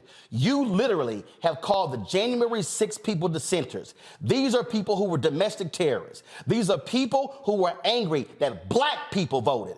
Donald Trump kept trashing black people when he would say Atlanta, Philadelphia, Milwaukee, and Detroit. You had a Republican. I'm not done. You're making such Mark, a broad stroke. No, I'm not. That's like they did at BLM in the summer of love. Every BLM Donald supporter Trump is a literally rioter said- and a looter Donald and Trump an literally anarchist. said, okay. It's the same thing. So you think the people who've been convicted, they should be let free? No, I think that there's a justice system, and I think they're going through the course like all my there's people a had to. justice system. Like all my people had to. Doesn't make it right or moral. There's a justice system. I believe it was a setup. And I believe it could have been stopped. It could have been it was a prevented. setup. Of course. You think we would have got that far? So January Of course 6th not, was a Roland. setup. Of course it was. Okay. They could have stopped that like Okay. that.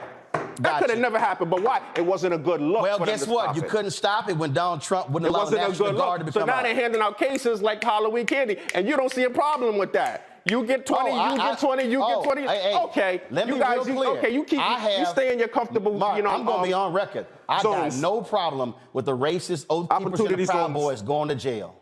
Yep, there you go, trying to change something. All right. No. Hey, listen. Like I said, I take no pleasure in any suffering. Mark, last point here. Period. Is I got some lawyers waiting. Here's the whole deal. I'm going to give this last one, since you keep yelling opportunity zones. The black pastor. No, I'm saying that people. I'm saying that the bourgeois class. Mark, I want you to that's listen. so comfortable. No, I want you to listen. They don't want to see anything change, Mark, even if that means shitting on the average black let person. me say it again. They don't want to see it happen because that messes with their comfort. I'm going to give you a fact. That's why I have a problem with. I'm going to give you a fact. My own people. Mark, I'm going to give you a fact. Gave me no support when I started my organization. I didn't get an iota of support from them. Mark, you in Rhode Island. It's for the 3 same black people I'm fighting for. It doesn't matter if it's one. It's Jeffrey. That's not even the point. Listen, we for the same people I'm fighting for. I come here and all the black people tell me you need to drop BLM. No. Because you know what? They're doing too well here. When you come here, they can't relate to that. When you come here, they can't understand what the plight is of black people outside of the DMV. So they tell me drop that. Mark, when you come here, we deal in facts. Now I say I support. All people are suffering. Oh, now they don't want to have Thanksgiving with me. Now they want to castigate me and offend me. So okay, you know what? This is what I find to be funny. That's what I'm dealing with in my community. This is what I find to be funny. But I still love my people anyway. This is what I find to be funny. I'm gonna leave it on this one here. You kept mentioning. I love them anyway. No, Roland. you kept mentioning. I still go to war. Mark, I still go to bat for I'm gonna close this out. Because black is beautiful. I'm gonna close this out. You kept mentioning opportunity zones. The black pastor from Baltimore who spoke with Trump at the White House when that was announced came on this show that night. 6 months later, he came on this same show and he said it has been an abysmal failure. What pastor? The black pastor from Baltimore who spoke. Go look it up. What's his name? He was on this show. What's his name? Mark, you can go pull it up. I'm asking you, what's his name? Mark, I'll pull his name up, but it's real simple, brother. Please. It's real simple. I want to know who you're It's real talking about. simple. If you're gonna run around spouting stuff, bruh, have some facts. Double check some stuff. Can I tell you something? Your stuff is so easily Roland, disproven. this is what it's unbelievable. Let me 30 seconds. Let me drop some knowledge real quick. You ain't dropped no knowledge. I'm gonna drop some knowledge on you. What you gonna drop? This is what y'all don't understand. People don't care about the facts. You know what they care about? Perception. because that's 9/10 of reality. And guess what? This is what I'm trying to explain. You're so concerned with the facts. Wow. I'm concerned with the narrative. I'm so concerned with the facts. That's right. Yeah, you're right. Yeah. You know what? Why? I'm not saying don't be concerned, but don't be overly concerned with them. Hold on, because while you're so concerned and beating up on the facts, guess what? People are leaving in droves and they're disavowing the Democrats and they're endorsing Donald Trump right under your nose. So what you're saying is, Roland, don't tell the truth. Be like Trump and lie. Okay. Right under your nose. All right. That's a good one to close out on. Mark, we'll see what happens, but I can tell you right now, anytime somebody come on this show, lies will be countered every time. Facts will always be spoken, and you can keep your Trump perception, but I don't live in perception or conspiracy land. I live in what's factual.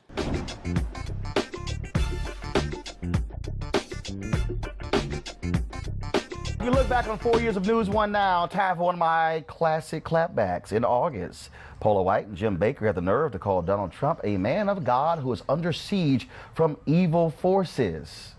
You know, I had to respond.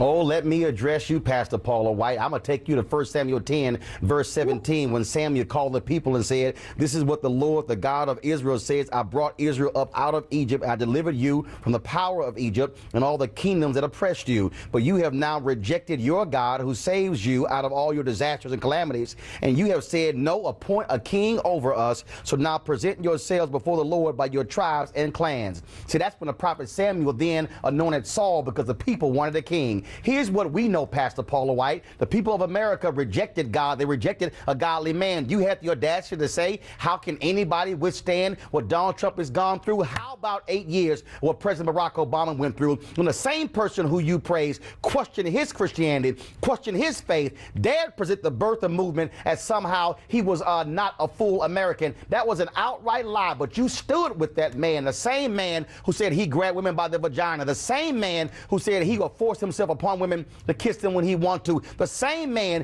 who chastised Senator John McCain, who was a POW, the same man who chastised Mexicans, calling them rapists and calling them criminals, the same man who is not shown at all how to act like, sound like, or be a Christian. Oh, how dare you say that, when the same man you praise and say to pray for said he has seen no reason in his life where he should somehow ask for forgiveness, when we know doggone well the moment of being a Christian is when you have to ask for forgiveness. You have to ask for grace. See, it was Dietrich Bonhoeffer, the German theologian, Pastor Paula White, who called this cheap grace. As when people commit sin, ask for God's forgiveness, and then go out and do it again. Here's the reality, Pastor Paula White. We are going to pray for this president because we have evil in the White House. We have somebody who wants to attack people of color, somebody who wants to attack the poor, somebody who wants to attack Muslims, who wants to break up families. You dare say nobody else has come under this kind of attack? Oh, please explain to me why so many conservative white evangelicals like yourself have been quiet.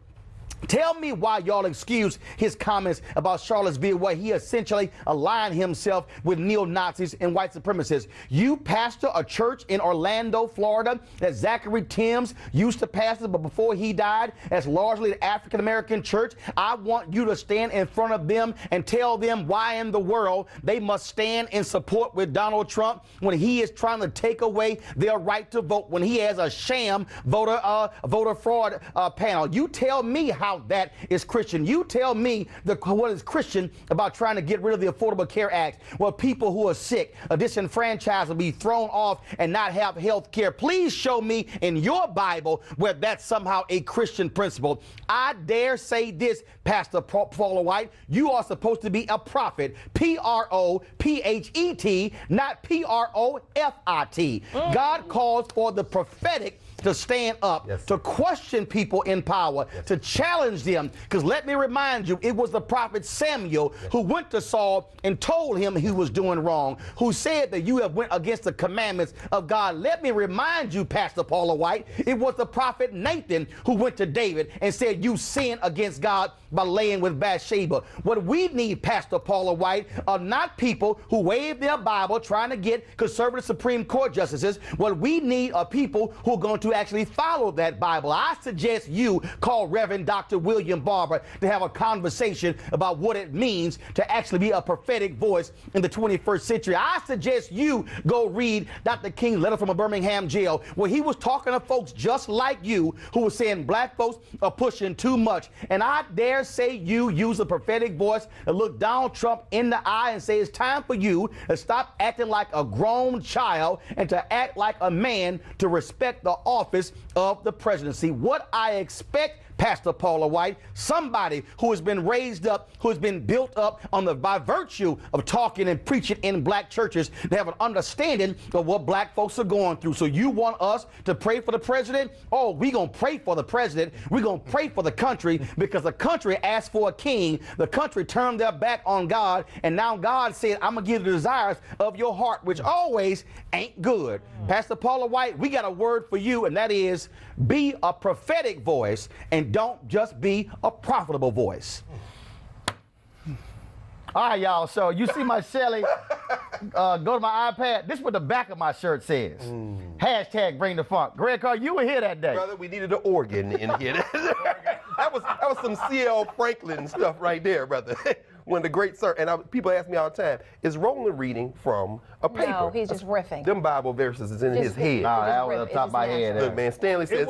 It was amazing, but I'm gonna tell you, what kept going through my mind was, it's good that he's educating the audience, but Paula White don't care. No, but here's the deal, though. No. Trust me. Paula White got wind of that commentary. I'm sure she did. No, and Paula White emailed me. Did she? She was out of the country, and she said my stuff was taken out of the context. We got to talk when we get back. And I emailed her back, and I said, let me know anytime. And then I hit her back about a month ago saying, when are you, after the Washington Post did that big story on her saying how she's in D.C. every week. I said, oh, please let me know when we're going to sit down and talk. And she said, I'll be giving you a call. It has not happened. Oh, but trust me, it got her attention. Well, listen, I'm not surprised. Okay, let me just say this. Of course, are you kidding? Of course it got her attention. It's too powerful not to get her. It got the birds' attention. My point is that she don't care. And that's why you haven't heard from her. Well, actually, she does care, because she has already been in some serious hot water for offending African Americans and people of color.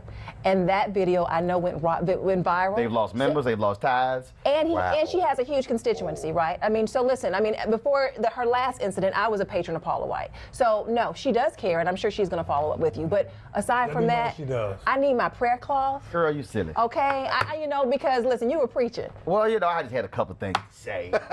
Just a couple things to say. Appreciate the good like word. I say, I was a little hot. And Greg is right. I don't write these commentaries, y'all. So if I see something, it's kind of like, give me a few minutes.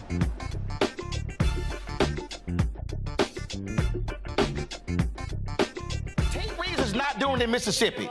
And so what I'm saying is this here. No. What I'm saying is this here. When I listen to Republicans talk about being pro-life, what I want to know is where their pro-life stances when it comes to Head Start. Right. Where their pro-life stances when it comes to prenatal care. Right. Where their pro-life stances when you have black women who have a high rate of dying in childbirth. Where are your pro-life policies when it comes to infant mortality? What I'm saying is when you are a Republican in the state of Mississippi and you push a law and the Supreme Court overturns Roe v. Wade and you are ill prepared to handle the 5,000 new babies, maybe because the money that you could care for the poor went to Brett Favre. That's right. And all I want to see is the governor of Mississippi, who's opposing Medicaid expansion, seeing rural hospitals shut down in his state, and you got white women and black women who are dying, and Republicans control the legislature. Yep. They control the governor's mansion, so don't tell me they are pro-life when they are unwilling to accept Medicaid expansion, but then they say we don't want to accept money from the federal government when they send $1 to the federal government and they get $4 back. When you look at this concept, what you're saying to me right now is that because you believe that Republicans are not supporting pro-living, I disagree. I look at the Republican support for community health centers. I look at the Republicans trying Where? Everywhere, Roland. South Carolina, South Carolina, North Carolina, Tennessee, Georgia, Arkansas, Texas, Mississippi, Alabama. Exactly. They all are against Medicaid expansion and rural hospitals. Roland, Are you telling me rural hospitals? Are you literally telling me that rural hospitals in Mississippi, Alabama, Texas, Arkansas, Tennessee, Georgia, North Carolina, South Carolina are not shutting down? Are you actually telling me that? I am not telling you that. But so what therefore, I am saying, if they're shutting down, how then are the people able to get care? How? Roland, what I am saying is that there are, when we talk about aborting babies, like, so you're saying to me that because we support life, actually giving babies the opportunity to live, I'm confused. Baby born. I'm so confused. No. First of all, hold up. You're confused because you think I'm saying something that I'm not. Well, tell me what you're saying. What I'm telling you, I'm being very clear. You cannot say you are pro-life when you vote against prenatal care for the mother. You cannot say you are pro-life when you vote against Head Start. Right. You cannot say you are pro-life when you do not want to expand Medicaid to keep hospitals open. You cannot say you are pro-life when you have OBGYNs who are not available in your state. You cannot say you are pro-life when you have black women who are dying at a higher rate during childbirth and you do nothing public policy-wise to fix it. You cannot say you are pro-life if you allow infant mortality rates to be sky high in areas where there are black and brown people. What that tells me is you are anti-abortion. You are not pro-life. Right. Because if you are pro-life, you care about the child in the womb and when the child is out. And if you are pro-life, you are standing there with black folks when their kids are killed by cops. You are not silent. So if you are pro-life, be pro-life from the womb to the tomb, but not just in the womb. Okay, and so Roland, what I say is that I am pro-life. No, you are. No, but I am. Not Governor Tate Reeves, not Governor Lee of Tennessee, not the Republican legislature in North Carolina, not Governor Sarah Huckabee Sanders,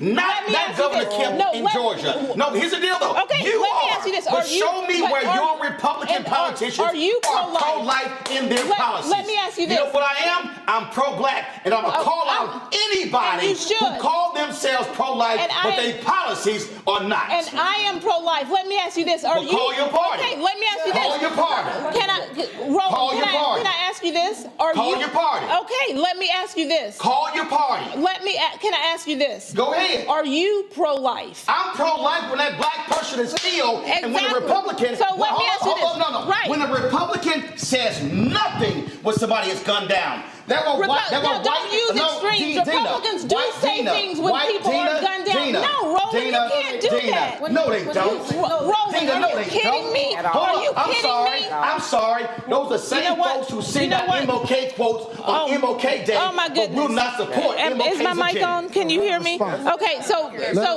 Roland. No, Roland. You can try this all you want to, Tina, but you know the record is clear. Oh my goodness. Your party refuses to accept affordable care. Can I ask a couple? Come on, we're going to talk about the State of the Union, I suppose, but can I ask a couple of questions about and every single one of those Republicans stood up for Tyree Nichols' family. I don't know how this is dialogue. For police reform. I don't know how this is dialogue. No, Dina. Okay, Dina, no. Uvalde. Okay, can I mean, when we got a massive shooting, I don't hear any Republicans talking about a gun. You know, they're wearing their guns on their lapels. Dina, is that pro-life? Is that pro-life? I think that is pro-2A, but let me. I'm sorry. What's that? McCarthy clearly deceived. What I want to, what I want to say, no one's. I have a chance. First of all, I want to have a conversation about if Republicans are not. No, Roland, you haven't given me a chance. Are we gonna have a conversation? Oh my goodness! If this is actually going to give me a chance to speak, then I will speak. You can ask me about being pro-life, about being pro-choice. Oh my goodness! What I know is fact. Oh my goodness! As a native Texan, what I see from Governor Greg Abbott, Lieutenant Governor Dan Patrick, the Republican legislature, what I see are folks who are pushing anti-abortion bills, not pro-life bills. Because if you telling me you pro-life, you better be pro-life in a whole bunch of areas beyond a woman's uterus. That's the point. That's the point. And when you look at Exactly. ahead. They're not pro-life, they're pro-controlling women. That's what it Yeah, Okay, that's or forced birth. I was at HHS when the Affordable Care Act was passed. I worked on implementation. Medicaid expansion was up, and no Republican would expand it. Here we are in 2023. That was 2010. 13 years have gone by. Republicans have consistently voted to expand support for community health. Hold on, wait, This is Dina, Roland. No. I'm coming back to you. Oh my I want goodness. her to finish. Okay. Because she actually worked there. Okay. Finish your point. Since you worked there. Hold on, Bill. Finish your point. I don't understand how this. I'm going to let the person who worked there tell us what happened when she worked there. I worked in environmental affairs with the governors. There was full resistance from Republican governors to expand Medicaid. And to your point earlier, they actually got money from us to expand health services in primarily red states. They wouldn't take it because they didn't want to be known as taking money from President Barack Obama. So if you can say, you're going to say you're pro-life, but you're going to let your community health centers fall, you're going to let women die, forcing them to give birth, drugs are going up, and you just didn't care. Now, they tried to make it a partisan issue, but it was about health care. And to your point earlier, the Affordable Care Act actually did benefit half those people in that audience. Right. And Republicans have consistently... It helped primarily black people get access to health care. Okay, Bill and Dina. Bill and Dina. Okay. You're going to talk, Dina. Dina, you're going to talk. Okay. But Bill's going to talk. But they went further. The act also said the states, will set up exchanges so that people can buy health care. A Republican idea that people are supposed to buy their own. Massachusetts by Republican governors, correct. They refused to set up to do the it. exchanges. Yes. So the exchanges had to be set up by you. Yes, which was also difficult, as you all may remember. But we recovered. And then the issue was, it was considered, what was the word that they would say? Like, it was weird. It wasn't, it wasn't real healthcare. It was fake plans. And they did that with red states and states out west with many Latinos who needed healthcare as well. And it was very interesting how up here in the Northeast, we all had healthcare. We had really good plans to choose from. When you went south, you didn't. And our people continue to suffer. Republican governors just turned away.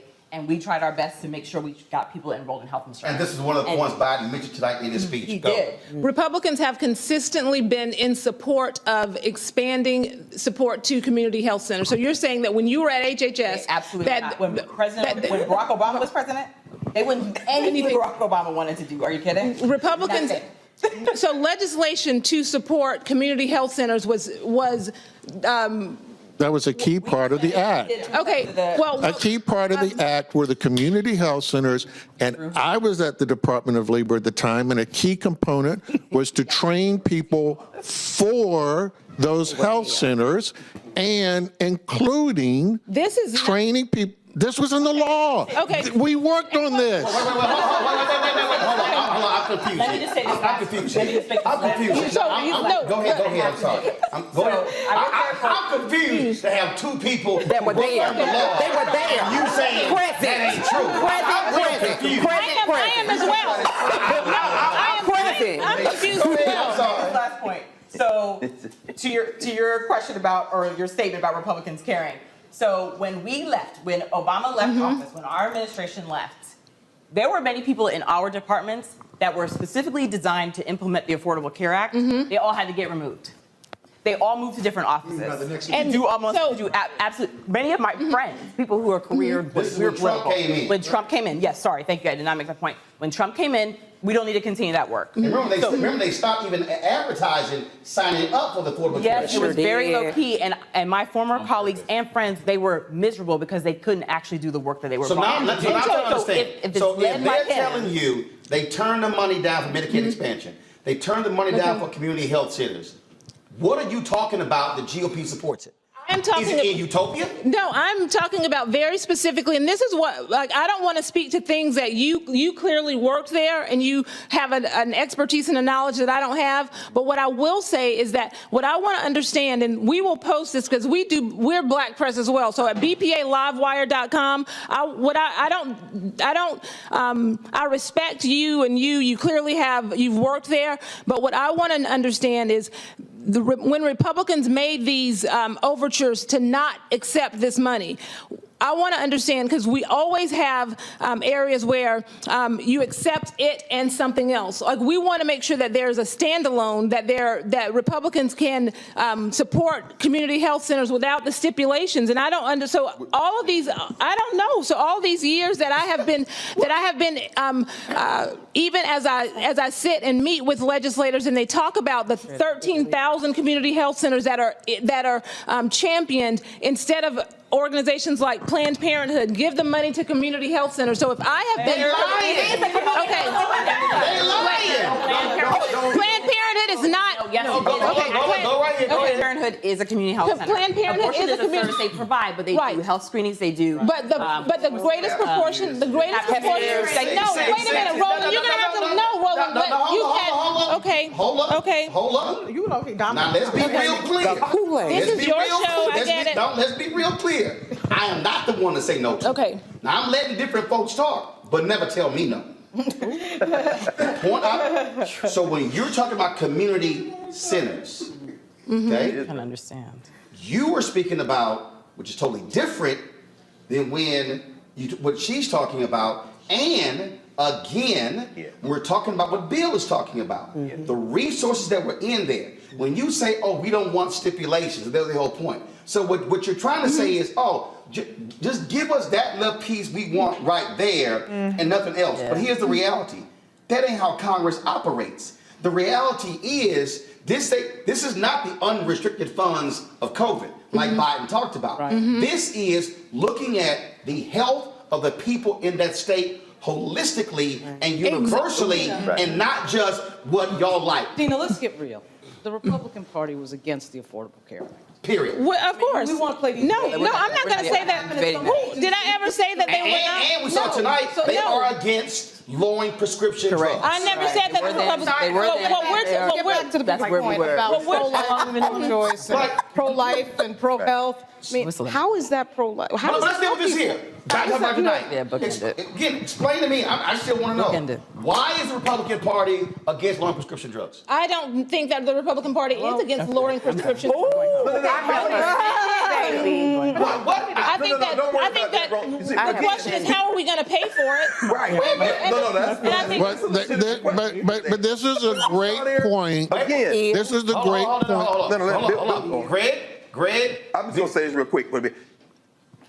He was speaking there tonight, but he's really putting in the clips for the war over the next 24 months. Let me be very specific. Right. When he first, and me and Eric were laughing about this, whoever wrote that section in there on those junk fees needs a raise. Yeah. See, what's going to happen is, imagine this, there's going to be a 2-minute ad with people frustrated at the airport checkout line, with people looking at their cable bill, because he don't know a damn thing about paying no cable bill. But he's talking to very targeted, it's almost like micro-targeting voters. He didn't spend a lot of time on the culture wars, abortion and all that, because that's not going to poll well. But what he seeded in there, the class warfare he snuck in there, when it comes to quadrupling the taxes on the stock buybacks, was for a commercial on rising gas prices. Because they're going to see somebody at the pump, somebody word, and then Joe Biden's voice going to come in and say that I am going to tax the people who he's giving $200 billion in profit. Exactly. He's making commercials. Finally, I'll end with this, because it was a speech, but most people don't watch this. When they're not into policy like this, they're going to watch the commercials that come out over the next 12 months. I'll end with this. I think it's very important. The dignity of work. He kept coming back with that. Who he's talking to is the people who are going to vote. The reason that he's not trying to expand the base now, because Joe Biden and his advisors know very clearly that most people in this country have checked out.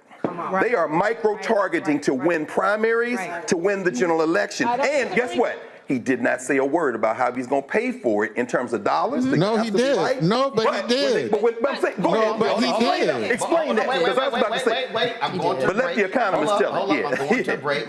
We come back. Bill, you're going to explain that part about how he said he's going to pay for it. I know that Cliff Albright, Reddit Hudson, Tiffany Lofton, we got them on as well.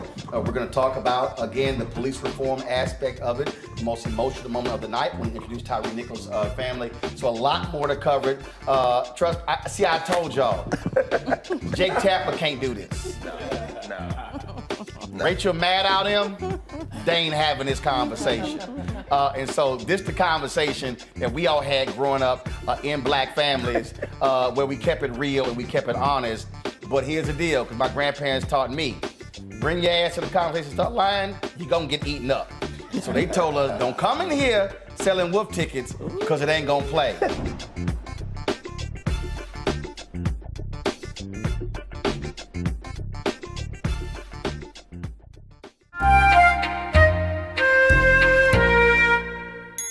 All these white journalists, like Howard Kurtz earlier, Malik was like, well, you know, journalists need to be very careful saying that it was racist because Trump issued denial. Like his ass don't lie. I'm like 10,000 confirmed I'm like, lies. he known to lie. You acting like, oh, well, he issued denial, so I should take into account his denial.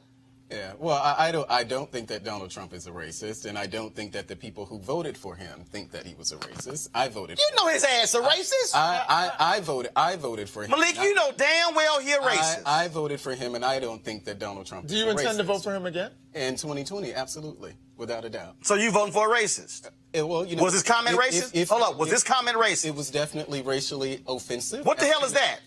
What the hell is that? What's the difference? It's the same thing. That's what the hell is that? Yeah, can you tell me the difference between racially offensive and racist? Well, he said things that were racially offensive. But what's the difference? Or insensitive, or whatever you want to say. Okay, but I'm just asking, what's the distinction between racist and racially offensive? Well, I think that when we start, I think it's possible for someone to say racially offensive, homophobic things and not be actually homophobic or racist. Okay, but if you said racist things a number of times, several times, like when do you become a number of times? Well, if we're talking about the system of racism, I mean, we really should, you know, we could have a broader discussion of what that system. No, we're actually no. Stop. We ain't discussing the system of racism. I know, I'm sure all of us know, and that's why the same comments, you know, the things that I said on this show before, you know, the things that Louis Farrakhan has said that were anti-Semitic, you know. We're gonna go with Louis Farrakhan. Is Louis Farrakhan president of the United States? It doesn't matter. No, it does matter. But it doesn't matter. It does matter about things that we have accepted. Is Louis Farrakhan over the U.S. military? Does Louis Farrakhan have the nuclear codes? Does Louis Farrakhan? No, come on. Louis Farrakhan gets to sit on stage alongside. Hell no. Hell no. No. We are not about to flip. Well, of course. No, we ain't gonna flip this to Louis Farrakhan. We are talking about the person. But he said homophobic. This man is the standard bearer of your party. This man leads your party. This man controls your party. So here's my point. I've never voted for Louis Farrakhan on anything because he's not a balanced. But I know many of us who've actually supported. Nice try. First of all, voting for and supporting.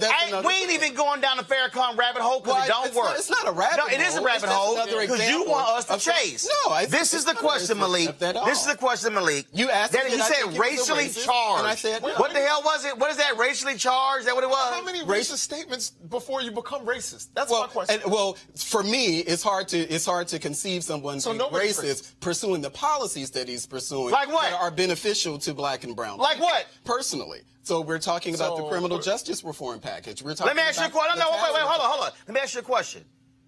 Who instituted affirmative action? Who was that under? Oh, I don't remember. Richard Nixon. Okay.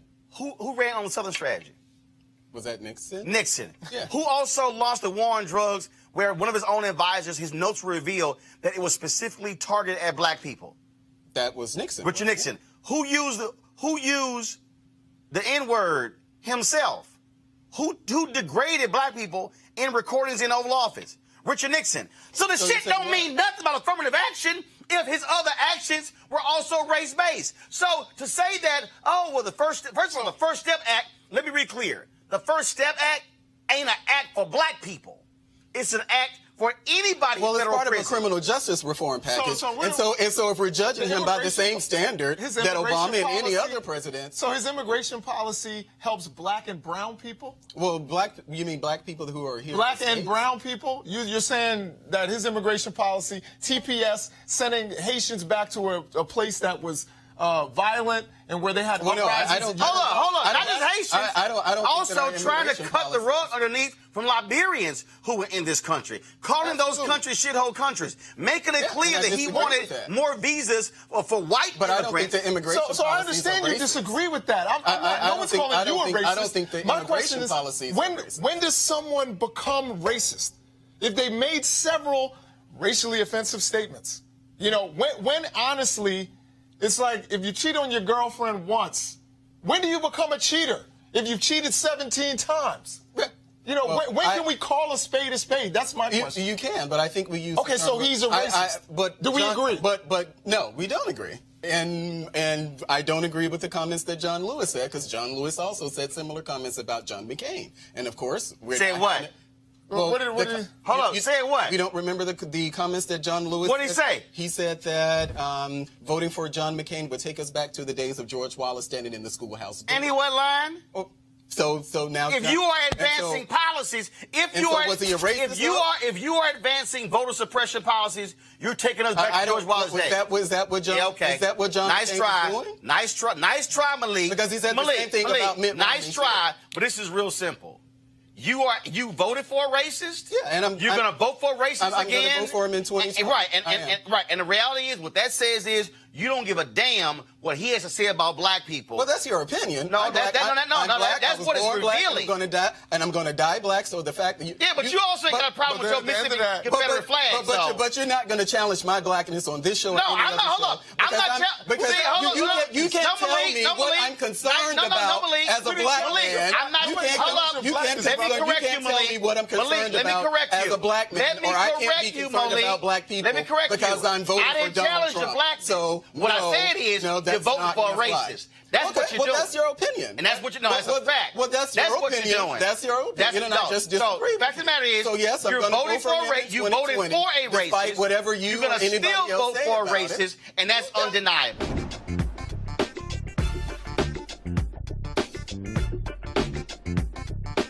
All right, y'all. So, I was on Instagram a little bit early, and I came across this video. And then I watched this video, and I said, I know I am not seeing what I'm seeing. So I need you to play the video I saw on Instagram. I need you to, y'all don't have the video? I sent you the link to, okay, all right, let me play the video myself. Because y'all, I saw this video, when I say I was hot, when I saw it, I said, I can't believe what I'm seeing. This nonsense that I'm seeing from this person right here, posted on Instagram. And I'm like, I know that is not who I think it is, posting what he just posted. And then I looked at it and I said, oh, that is him. I can't believe he posted that video. So let me go ahead and show y'all this, because I want y'all gonna trip. Y'all gonna trip. Watch this video. Is closing here in the city of Albany, and that leaves us with a little over 500 students that were here on this campus, and 19% of those students are labeled as homeless. We have a little over 250 jobs that'll be leaving the city of Albany. And while this is not the city of Albany government's fault, this is a time for our local and state leadership to step up, because we'd be stupid to act powerless in this situation. Because while this school is still here, while this building is still here, while this campus is still here, what could this become? Could this become a Southwest Georgia regional hub for trade skills training? Could this become something major that the city brings on to start training workforce? Because if we're training workforce, then we can invite industry to come here.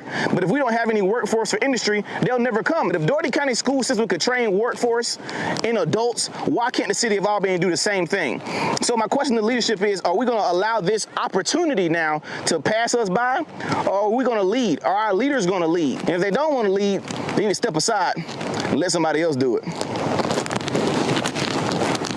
Oh, he said that if our leaders are not going to lead, they should step aside and let somebody else do it. That's interesting. Now, when I saw it, I remember when he came on this show after he was going at me on Twitter when he was supporting the Republicans in Georgia voter suppression bill, and he was talking shit with another black conservative. Then they say, well, he ain't gonna never put us on the show. And I invited his ass on the show. Then he tried to change his tune when he came on the show. Roll it. Joining us right now is King Randall One, founder of the X for Boys organization based out of Georgia. So, King, explain why in the world you're conservative, correct? Yes, sir. So please explain to me why this bill, why Republicans are pushing for a voter suppression bill when last year we saw record turnout in Georgia, record turnout. So why would they want to restrict voting when you just had record turnout in Georgia? Well, let me start off by saying you had me mistaken. I'm not a Republican. I do consider myself conservative. No. Actually, I didn't say Republican. I said you're conservative. Okay. I said you're conservative. Right, absolutely. That's what I said. Right. Yeah, I was saying that because you called me a Republican on Twitter. However, with this particular bill, I don't consider voting my particular fight. I do consider voting an asset to us and maybe something we can use as a tactic to help. But as far as us pushing voting all the way out, like voting is going to be some systemic change for the black community, to me is not the way to go. If you look at the human anatomy of the body has its many different parts. And I do respect you guys' fight, in regards to voting, but I don't consider myself fighting for the right to vote that much. Because do you not vote? We hadn't got anything. Do you not vote? Government. Yes, sir, I vote, absolutely. Okay, so when you say you guys' fight, first of all, there are multiple fights, there are multiple issues we can be concerned about. Voting is one of those issues. Are you not concerned that Republicans in your state are trying to restrict access to the ballot for no reason other than they are pushing the lie that Donald Trump also pushed? Right, absolutely. I understand exactly what you're saying. However, again, that's not my fight. I believe. No. I know. I asked you a question. And the question is this here. Do you believe Republicans in your state are wrong to be pushing this voter suppression bill? Can you give me the list of things that's all on the bill? Because I know you said the voter ID. Well, no. Here's a perfect example. This particular bill. What was funny is he was defending the voter suppression bill on Twitter, but he didn't think I was going to invite him on the show. So let me tell you what he did. He then posts that video. He edits it. He edits the video.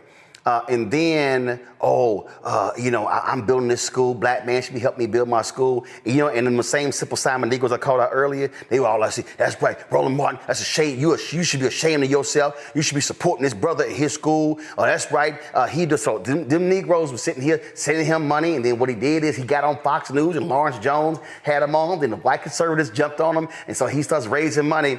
And so anytime he's mentioned me on Twitter, it was all about raising money. They were after me for 2 years. I was dissing this brother and all sort of stuff along those lines. And I'm like, okay, that's interesting. And so here you now have King Randall now complaining about a program, jobs being cut, and how that's hurting young folks.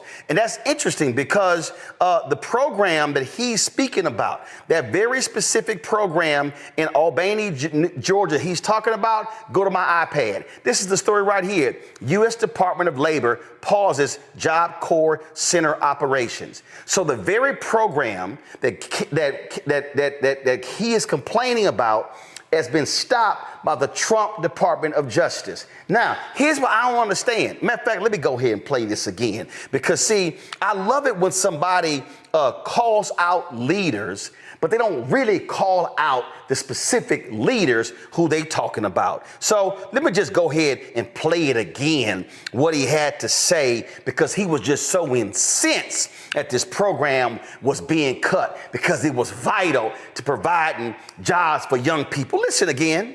Let's do it. Center Job Corps is closing here in the city of Albany, and that leaves us with a little over 500 students that were here on this campus, and 19% of those students are labeled as homeless. We have a little over 250 jobs that'll be leaving the city of Albany. And while this is not the city of Albany government's fault, this is time for our local and state leadership to step up, because we'd be stupid. Hold up. He said it's not the city of Albany's fault, and we will be stupid not to step up and lead. Listen. It's fault. This is a time for our local and state leadership to step up, because we'd be stupid to act powerless in this situation. Because while this school is still here, while this building is still here, while this campus is still here, what could this become? Could this become a Southwest Georgia regional hub for trade skills training? Could this become something major that the city brings on to start training workforce? Because if we're training workforce, then we can invite industry to come here. But if we don't have any workforce for industry, they'll never come. But if Doherty County school system could train workforce in adults, why can't the city of Albany do the same thing? So my question to leadership is, are we going to allow this opportunity now to pass us by, or are we going to lead? Are our leaders going to lead? And if they don't want to lead, they need to step aside and let somebody else do it. The Job Corps is closing here in the city of Albany, and that leaves us with a little over 500 students that were here on this campus. And here we are. He's complaining about losing the jobs. Okay, that's interesting. And then he says, this ain't city and state leaders' fault, which means that it's somebody else's fault. So, King Randall, whose fault is it? Whose fault is it? Who's over that particular program? Who controlled the funding? Who made the decision to shut that particular program down? I would like to know that. So I remember seeing a particular photo on social media.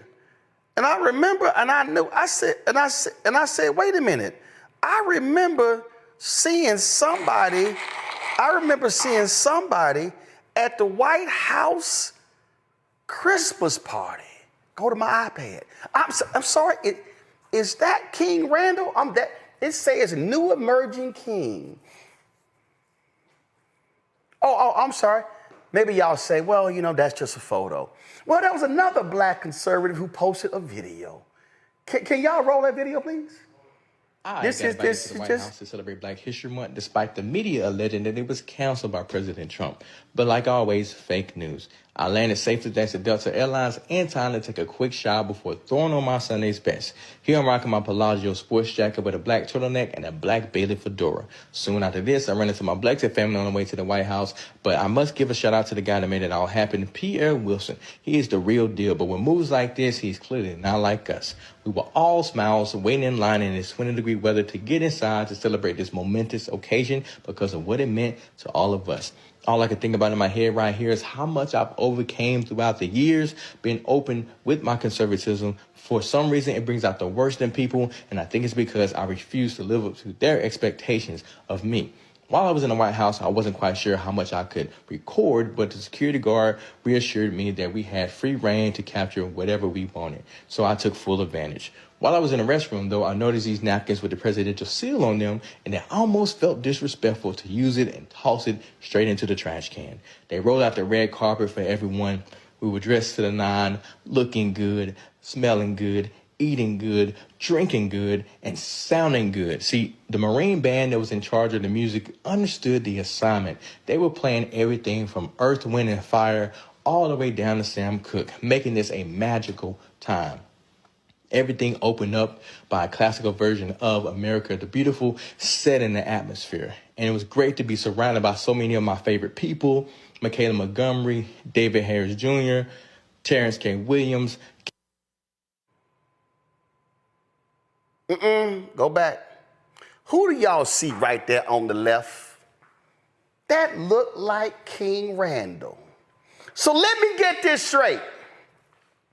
King Randall complains about a federal program getting cut that's taking jobs away in his town of Albany, Georgia. He's a self-identified conservative. Don't call me Republican. Okay, fine. But you're standing there smiling and cheesing with the MAGA Negroes, the help. You're at the White House. You supporting Trump, but now you mad and you want local and state officials to fix the problem that Trump created. And in your Instagram video, your ass didn't even mention the word federal. You didn't even say Trump. You didn't even say MAGA. You didn't even say Doge. Now you want folks to step up and fix the problem. What I've been telling y'all? I've been telling y'all the help. That's the black people who are standing with Donald Trump. They claim all black people, y'all on the plantation, y'all on the plantation, Trump is going to be helping us out. And Donald Trump has consistently had policies that have negatively impact people, and these simple Simon Negroes ain't said nothing. Daryl Scott ain't said nothing. Sharice Lane ain't said nothing. Michaela ain't said nothing. Angela Stanton King ain't said nothing. We can go. Joseph Pinion ain't said nothing. Terrence Williams ain't said nothing. David Harris Jr. ain't said nothing. Byron Donalds ain't said nothing. Tim Scott ain't said nothing. Wesley Hunt ain't said nothing. Burgess Owens ain't said nothing. I can go down the line. But now y'all complaining. Trump has sat here and got rid of the settlement to impact the sewage backing up in the yards and the homes of black people in Lowndes County, Alabama. Said nothing. Said nothing about canceling the lawsuit against the petrochemical companies in Cancer Alley in Louisiana, where black people are dying because of that. The help ain't said nothing. So now you want us. Now you want to call on folks to stand up and fix the program. Come on, King Randall. You're supposed to be big and bold. You're supposed to be a big man on campus. Why is it you won't even say Donald Trump? You won't even say MAGA. You know why? Because y'all scared of your daddy. Because y'all scared he not going to invite y'all back to the White House. And see, y'all love talking about, but y'all won't say nothing. Oh, trust me, I lit Obama up on several different things. I did the same thing with Biden. See, I believe in accountability. I don't just sit here and say one thing, but see, they real quiet. All this stuff that's negatively impacted black people, all of them are quiet. They ain't saying nothing. Not a word. So come on, Randall.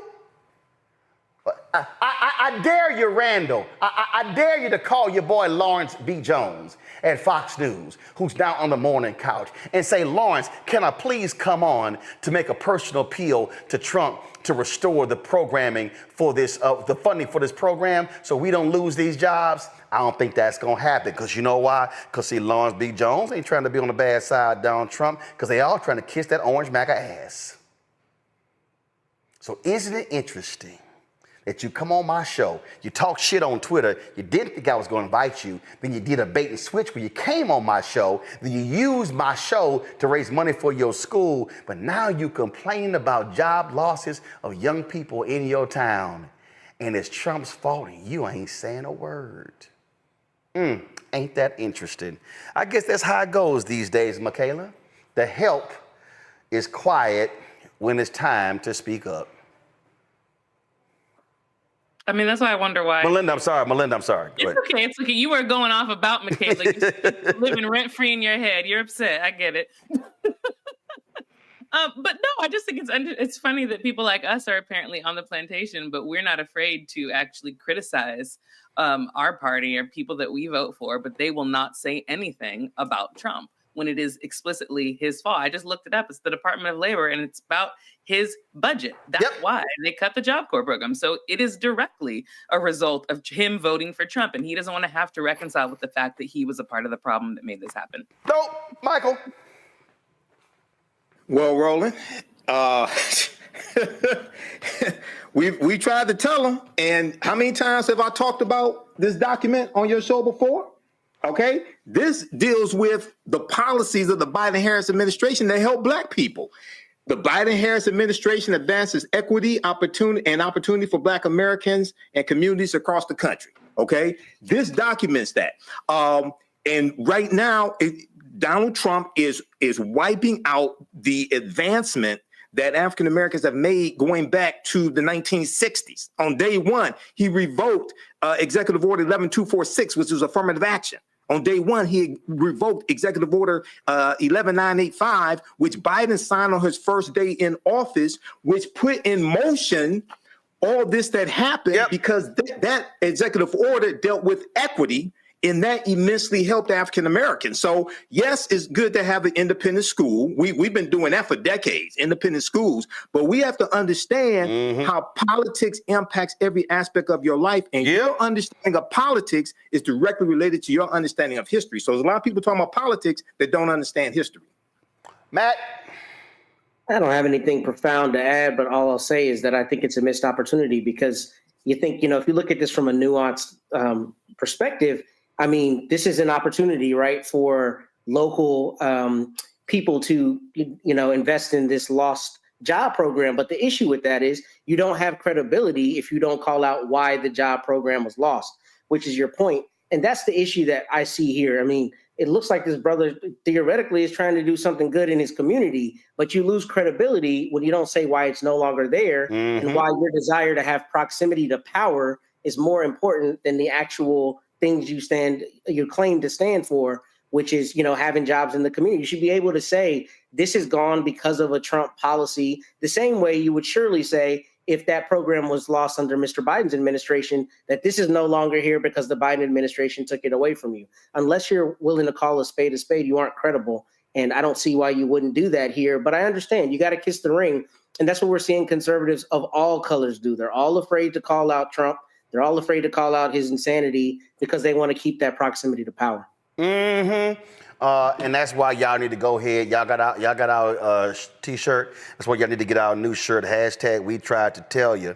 FAFO 2025.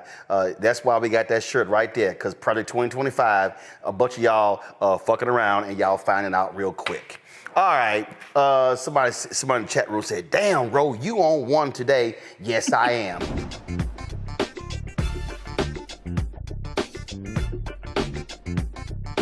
Y'all already know, I did not watch that crap yesterday. We were in Memphis with Reverend Dr. William Barber. I told y'all I wasn't going to watch it. We were not even streaming it. We wasn't doing any of that.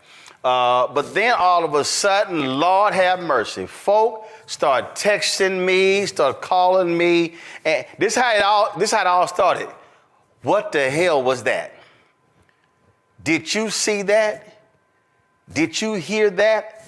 And I was like, what are y'all talking about? And they were talking about the closing prayer that was led by that fool out of Detroit, Lorenzo Powell. Is it Lorenzo Small? What's his last name? Oh, Sewell. I thought it was Lorenzo Small. Okay, Lorenzo Sewell. If y'all missed it, go ahead and roll it. We pray that you use our president, that we will live in a nation where we will not be judged by the color of our skin, but by the content of our character. Heavenly Father, in the name of Jesus, we are so grateful today that you will use our 47th president so we would sing with new meaning, my country, 'tis of thee. Sweet land of liberty, of thee I sing. Land where my fathers died, land of the pilgrim's pride from every mountainside. Let freedom ring, and because America is called to be a great nation, we believe that you will make this come true. So let freedom ring. From the prodigious hilltops of New Hampshire, let freedom ring. From the mighty mountains of New York, let freedom ring. From the heightening Alleghenies of Pennsylvania, let freedom ring. From the snow-capped Rockies of Colorado, let freedom ring. From the curvaceous hilltops of California, but God, we're asking you not only that, let freedom ring from Stone Mountain, Georgia. Let freedom ring from Lookout Mountain of Tennessee. Let freedom ring from every hill and every molehill in Mississippi, from every state, every city, every village, and every hamlet. And when we let freedom ring, we will be able to speed up that day where all of your children, black men and white men, Protestant and Catholic, Jew and Gentile, will be able to sing in the meaning of that old Negro spiritual, free at last, free at last. Thank you, God Almighty. We are free at last. If you believe where the Spirit of the Lord is, there is liberty. Come on, put your hands together and give your great God great glory.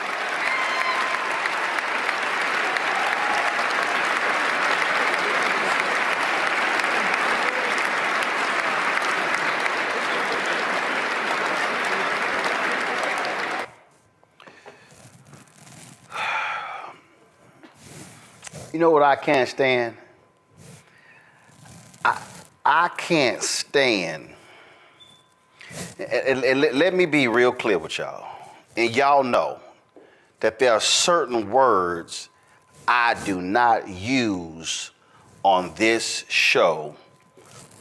I don't let people use it, I don't use it.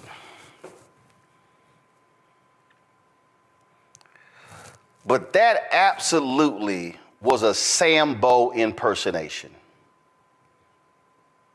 That was a minstrel show.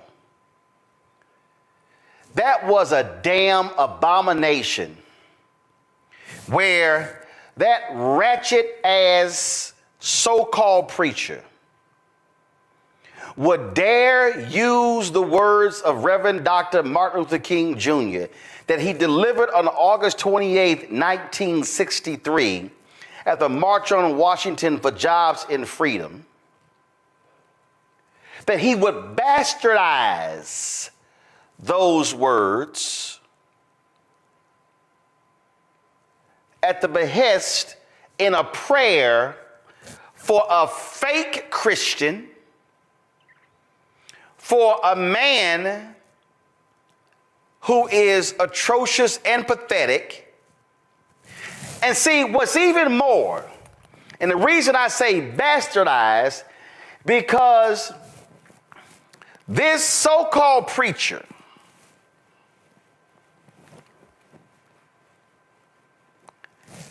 skipped over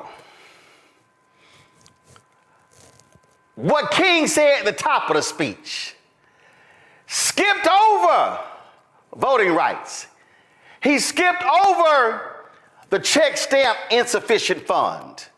He skipped over police brutality. See, what he did is what all these other white Republicans love to do. They love to talk about the bottom of the I Have a Dream speech. They love that part, but they never want to deal with the real stuff in the top. See, they don't want to deal with the reality of what folk are facing. No, what he'd rather do was do some fake ass audition for Juilliard or some acting school by standing there and waving his hands and just all of this. He reminded me of Spike Lee's movie Bamboozled. Roll it. Make headlines. The Huxtables, Cosby, a genius, revolutionary, but we can't go down that road again. The network does not want to see Negroes on television unless they are buffoons. Have you ever thought about just quitting? I have a contract. The only way I get out of that is if I get fired, and that is what I intend to do. I know you're familiar with minstrel shows, variety shows, like in Living Color. Right. That was dope. Man Tan, the new millennium minstrel show. We're gonna need a little more money for this. This could be bigger than Friends, Ally McBeal, even my boys Amos and Andy. Damn. You're putting white actors in blackface? We're using black actors with blacker faces. Hollywood, Hollywood, Hollywood, Hollywood. Show. this fall. Right on, man. Yeah, great show. You won't believe what's coming to your television. Sleep and Eat and Mantan are lazy and unemployed. Do your stuff. But we are certainly not saying anything about the entire African American community. What's sweeping the nation? And what's coloring the way you see the world. Yo, we can't let this injustice go by, man. Not this time, man. You know what I'm saying? Nah, man. You know what I'm saying? You know what I mean? You know what I'm saying?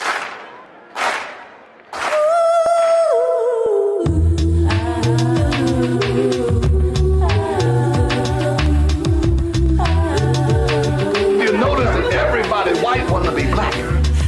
How about raising up? They all act better, sound better. When are you going to come into the light? The light. The light. Your hands are just as bloody as mine. Cousins, I want you all to go to your windows. We talking about revolution. Go to your windows and yell out, I am not gonna take it anymore!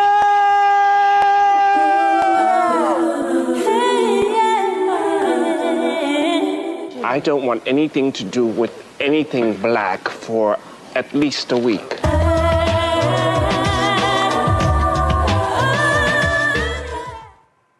He was Mantan. That's what that was. I'm just out here doing my shuffle for the white folk. There have been black pastors who have given prayers at Republican inaugurations before. 2005, Houston's Kirby John Caldwell gave a prayer.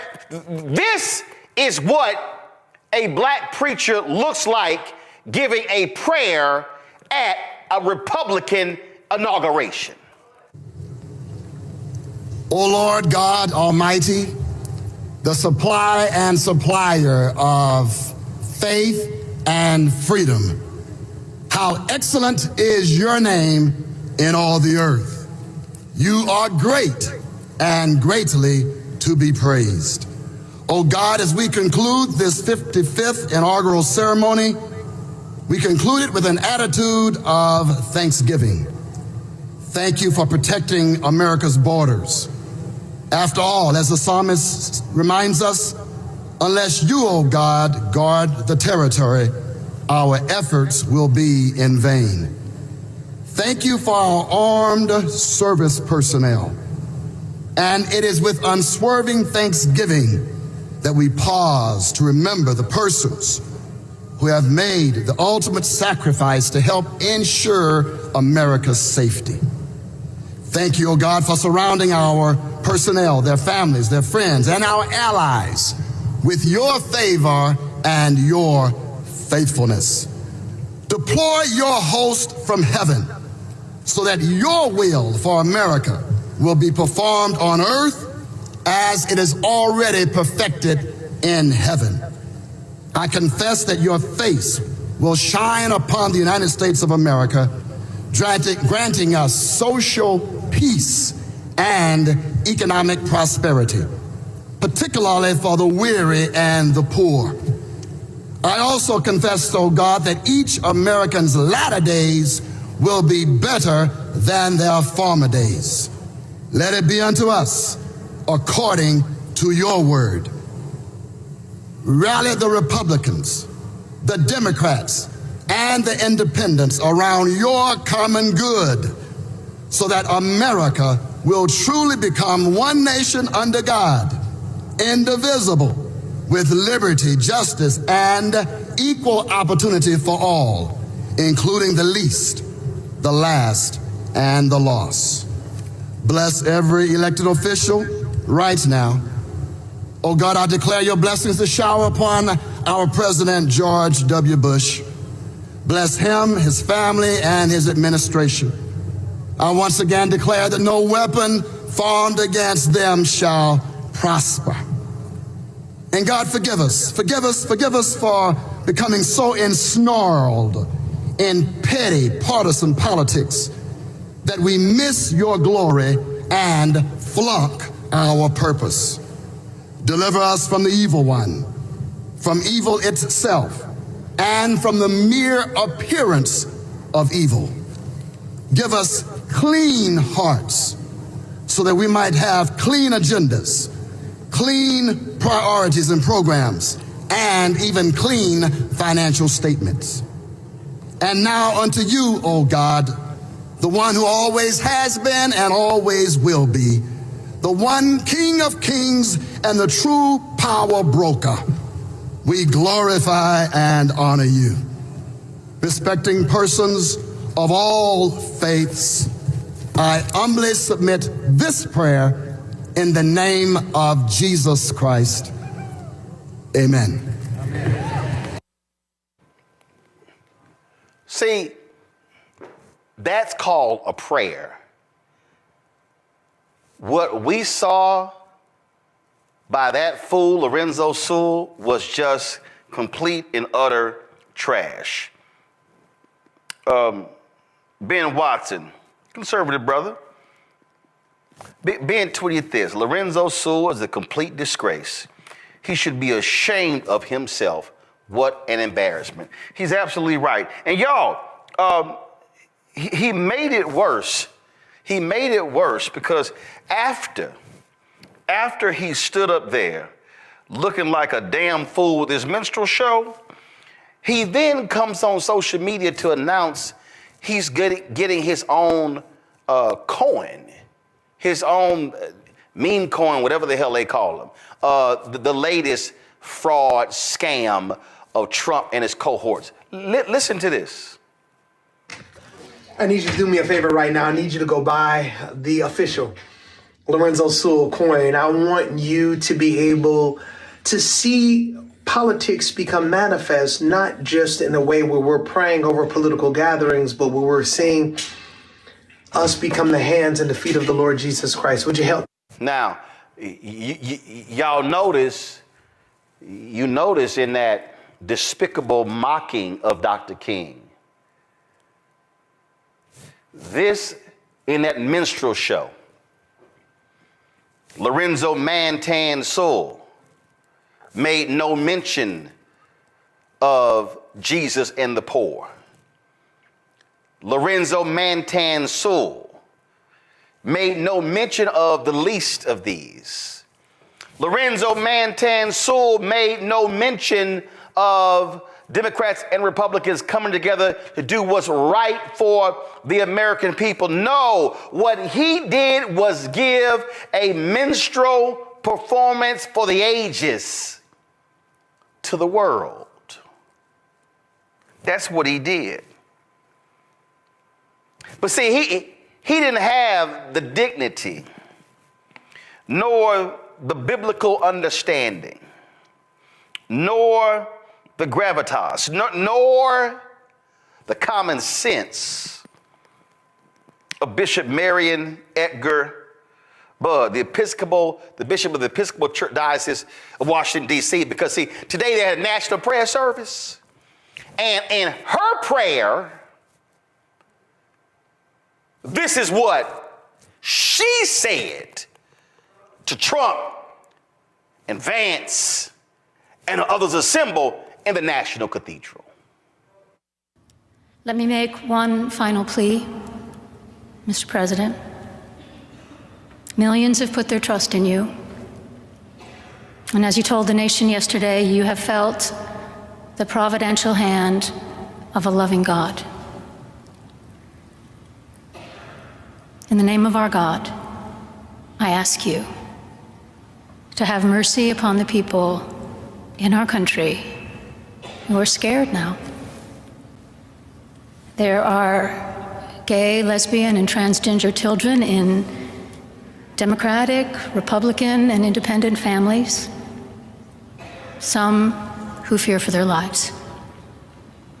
And the people who pick our crops and clean our office buildings, who labor in poultry farms and meat packing plants, who wash the dishes after we eat in restaurants and work the night shifts in hospitals, they may not be citizens or have the proper documentation, but the vast majority of immigrants are not criminals. They pay taxes and are good neighbors. They are faithful members of our churches and mosques, synagogues, wadara, and temples. I ask you to have mercy, Mr. President, on those in our communities whose children fear that their parents will be taken away, and that you help those who are fleeing war zones and persecution in their own lands to find compassion and welcome here. Our God teaches us that we are to be merciful to the stranger, for we were all once strangers in this land. May God grant us the strength and courage to honor the dignity of every human being, to speak the truth to one another in love, and walk humbly with each other and our God for the good of all people in this nation and the world. Amen.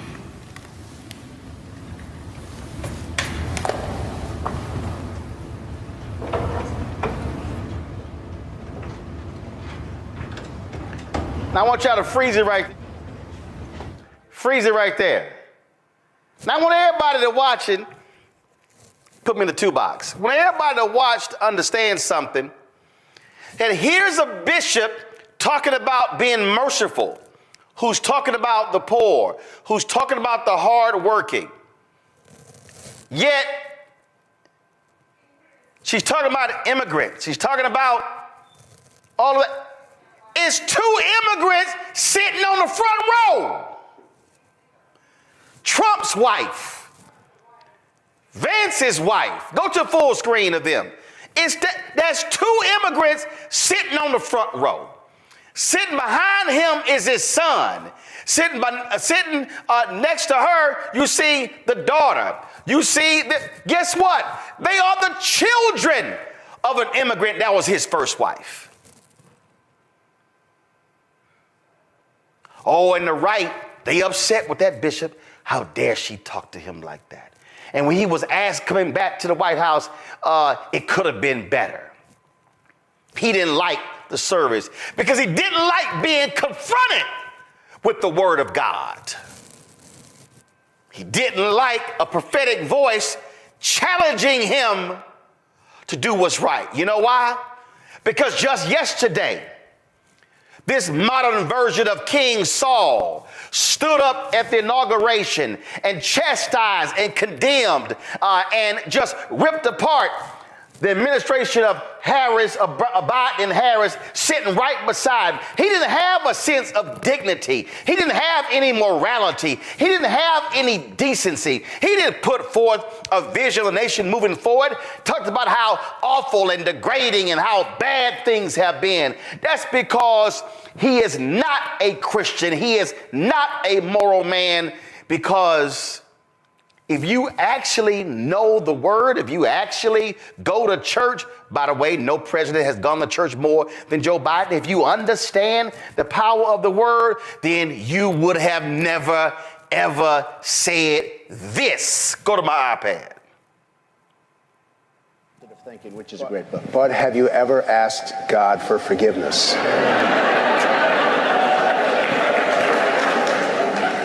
I'm not sure I have. I just go and try and do a better job from there. I don't think so. I think if I do something wrong, I think I just try and make it right. I don't bring God into that picture. I don't. Now, when I take, when we go in church and when I drink my little wine, which is about the only wine I drink, and have my little cracker, I guess that's a form of asking for forgiveness. And I do that as often as possible because I feel cleansed, okay? But, to me, that's important. I do that. But in terms of officially, I could say absolutely, and everybody, I don't think in terms of that. I think in terms of let's go on and let's make it right. That is a no good heathen speaking. And all of these white conservative evangelicals, and you can throw in some black ones too, have fallen for the okie doke. And when I try to get my little cracker and wine as much as possible. It's called the Last Supper. typically is done once a month. Catholics, it's done every week or every time you go to Mass. He don't know that. He ain't got no clue. He has no clue about asking for forgiveness and mercy. He has no understanding of grace. He doesn't know anything about Jesus dying for all of our sins, because that man ain't no lover of Jesus. He is an absolute demonic individual who is he's an agent of Satan. And I told y'all before, if you really want to go biblical, see, really what we're dealing with, Donald Trump is King Saul. The people of Israel have been freed, and God said, I got y'all. They said, oh, no, everybody else got a king. We want a king. God said, what's up? I got y'all. No, we want a king. So he said, Samuel, okay, go ahead and give him a king. But let me tell y'all what your king is going to do to you. Let me tell you how he's going to treat you, how he's going to abuse you, how he is going to screw you over. That's all biblical if y'all go read 1 Samuel. And so then Samuel goes and he looks at the sons and he chooses the tallest and most handsome one. And what does that punk do? He runs off. No, you can't run. I'm picking you as the king. And he was evil. Tried to kill David. Tried to break up the relationship between David and Jonathan. Donald Trump is King Saul, because you know what America said? We want a king. Oh, we want a king. Can we give us a king? Give us a king. So in his speech, I think that God saved me from the assassination because God wanted to make America great again. No, I think it's a little different, Don. I think God said, America, I'm going to give y'all the desires of your heart. Now, biblically, it does not mean that the desires of your heart actually means it's good. It means God will give you the desires of your heart. So America said, we don't care about January 6th. America said, we don't care about his ethics. We don't care about him grabbing women by their vagina. We don't care about his mistreatment. We don't care that he didn't pay people, businesses who did work with him. We don't care about the lawsuits. We don't care about the lying. We don't care about the mistreatment. We don't care about the degrading rhetoric. We don't care about none of that. We want a king. And what did he say? Day one, I'm going to be a dictator. Well, we've already seen that. But when you stand before the world to give a closing prayer, and then what you do is literally prostitute the words that Dr. King spoke, you actually thought you were preaching. You actually thought, Lorenzo Mantansul, that you were praying. No, what you were doing was you were pandering. You were posturing. You were presenting yourself to America as America's lawn jockey. And see, I said it. Those are words and phrases I don't use to describe folk on my show, but you took it to a whole new level. Your church is called 180 Church. I dare say, Lorenzo, you need to do a 180. But then again, Lorenzo, I see why you punked out and you were scared to come on this show after you had Trump at your church. I see why you ran to Fox News and others, because see, Lorenzo, you did not want to come to a place where we have reverence for the words and the actions of Dr. King. Instead, what you chose to do was make a fool out of yourself, as well as the tradition of the black church and that black preacher. Shame on you. And while you think MAGA and whatever coins MAGA tosses your way, just remember there was somebody else who got some coins for selling out Jesus. And we remember him a whole lot differently than we do the other men who followed Jesus. I'll go to my panel. Before I go to Joy, I did see this video that also quite reminded me of something. Oh, Gen X, I cannot be the only one who thought this while I was watching this fella during the inauguration.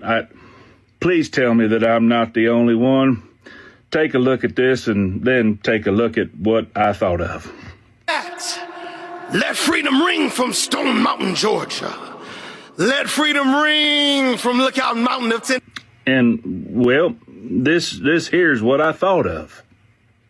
Only God can give that woman the kind of joy she had right there. Can I get an amen? Yes!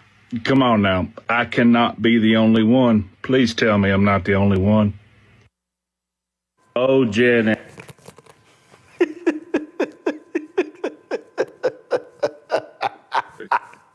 Go ahead, Joy. That'd be funny. I thought of that too.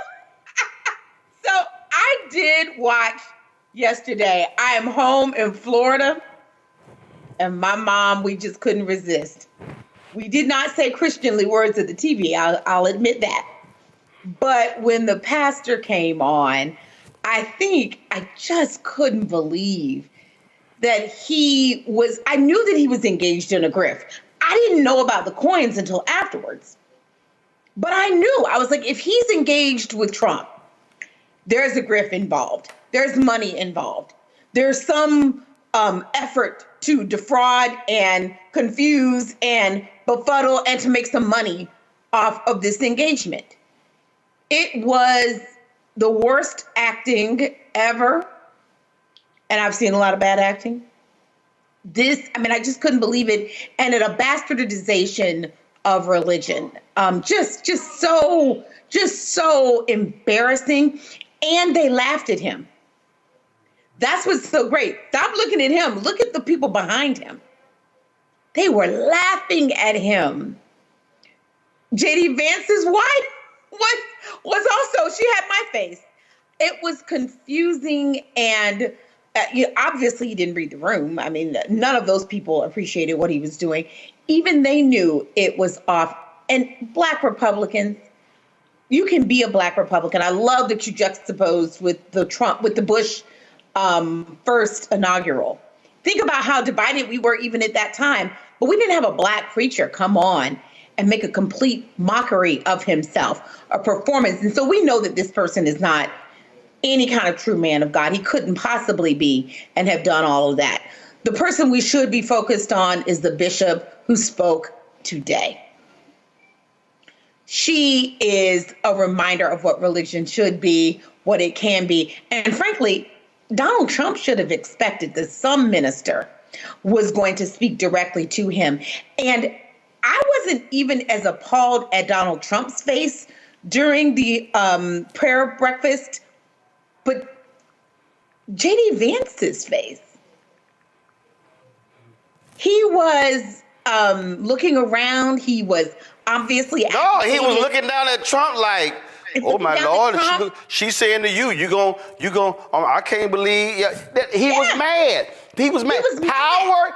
First of all, Joy, here's what these folk don't understand. Well, they don't understand, I'm going to pull Jonas here. The purpose of a preacher is to convict those sitting in the pews. They're not supposed to be there to affirm you. The preacher is supposed to use the word to challenge you and to call you into question and to call you to do better when you leave. And all of these right-wing folk, Joe, are mad, upset. Oh, take their 501c3 status. How dare she talk that way? Because she talked the way a preacher is supposed to talk to power. Yeah, that's right. I mean, that's the way Martin talked to power, right? And we whitewash how this country, as a country, we whitewash how we felt about Martin as if he wasn't killed violently, which he was. And so, a preacher is always going to call us to our highest purpose, to our highest morals, and they'll use the word actually to do it. So it was a bastardization of Dr. King's words to take his favorite parts of the speech, but not the other parts that really call into question what it is that's going on with those that are the least of us, right? And it's bad when you be sitting there and your eyes are closed to start, and at some point you just kind of got to open your eyes and be like, what in the world is going on here? And they were all doing the best they could to keep from busting out laughing, because this thing was really a clown show. It was a performance, and not a very good one. And it's not one that glorified God. It's not one that lift people up. All it did was, kind of kiss the president's behind, for lack of a better term. And so he sold himself out. But, it's probably not the first time he's done it. Probably won't be the last time. And since he was on minutes later talking about getting a commemorative coin, what his purpose is. And so the ministry yesterday did the right job. She did the right thing in terms of speaking to what it is that is supposed to be arisen out of us, our best instincts, reminding you this is the standard. You are in power and you have a position, and you have an ability to do this. And there'll also be accountability for not doing it.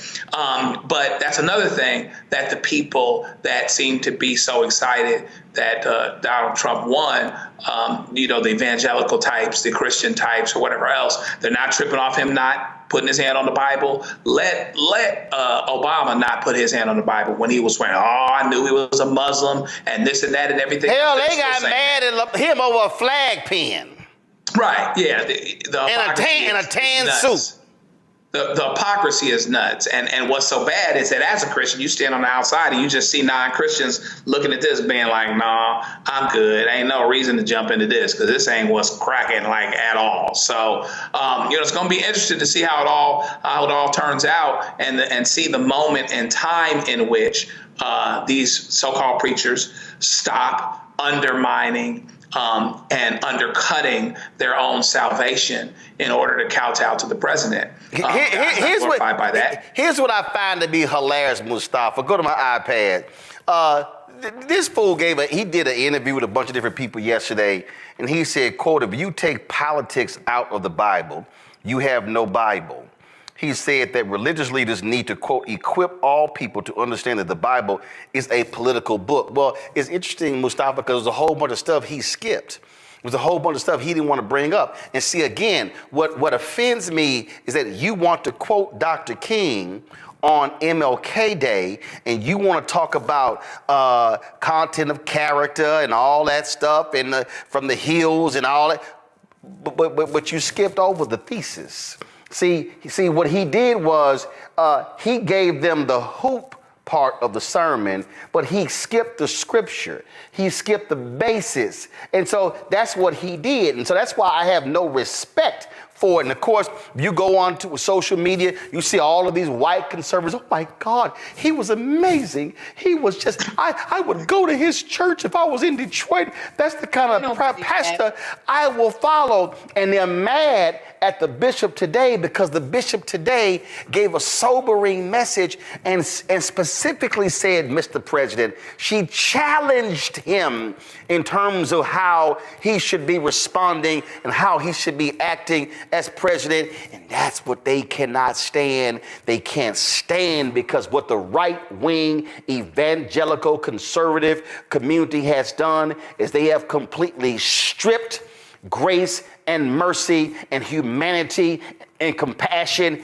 and care from the Bible. And instead, what you get, Mustafa, is vitriol and hatred from these individuals. And then if they do talk about grace, it's what Dietrich Bonhoeffer called cheap grace, that they ask for. And so these folk want to hold themselves up to be somehow the paragons of virtue, the individuals who we understand and we represent the true body of Christ, when you have these fake frauds like Franklin Graham, who would rather ask for forgiveness of Donald Trump, who's cheated on all of his wives, who's cheated in business, who cheated in money, yet he didn't question the Christianity of President Barack Obama. Yeah, well, one side of my family is ministers and deacons and deaconesses. So one of the things that I was taught as a young boy is that you don't play with God. And the bishop, and her demand to the president was saying, don't play with God. You've got this second chance. Sometimes God gives us the opportunity to be better, do better. So I hope that he does. Some folks, would probably not go that far, but I truly do, because I understand how many vulnerable people are out there. But, the other day I was also meditating and praying, and then I started writing. And, I was wondering who it was meant for. And the first stanza, I guess, is actually for Reverend Sewell, when I said all skin folk ain't kin folk. Some grin for the win, tap shoes clacking, backroom dealing, soul on auction, truth revealing. Dollars fold, but integrity bends. When devils pay, some friendships ends.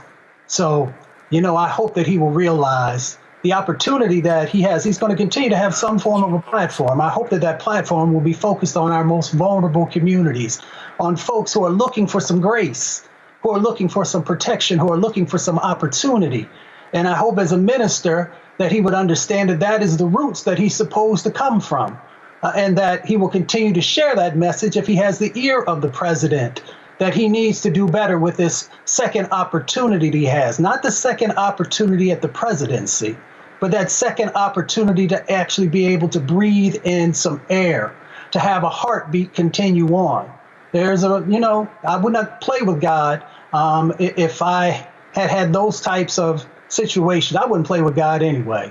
But, we'll see how it all plays out.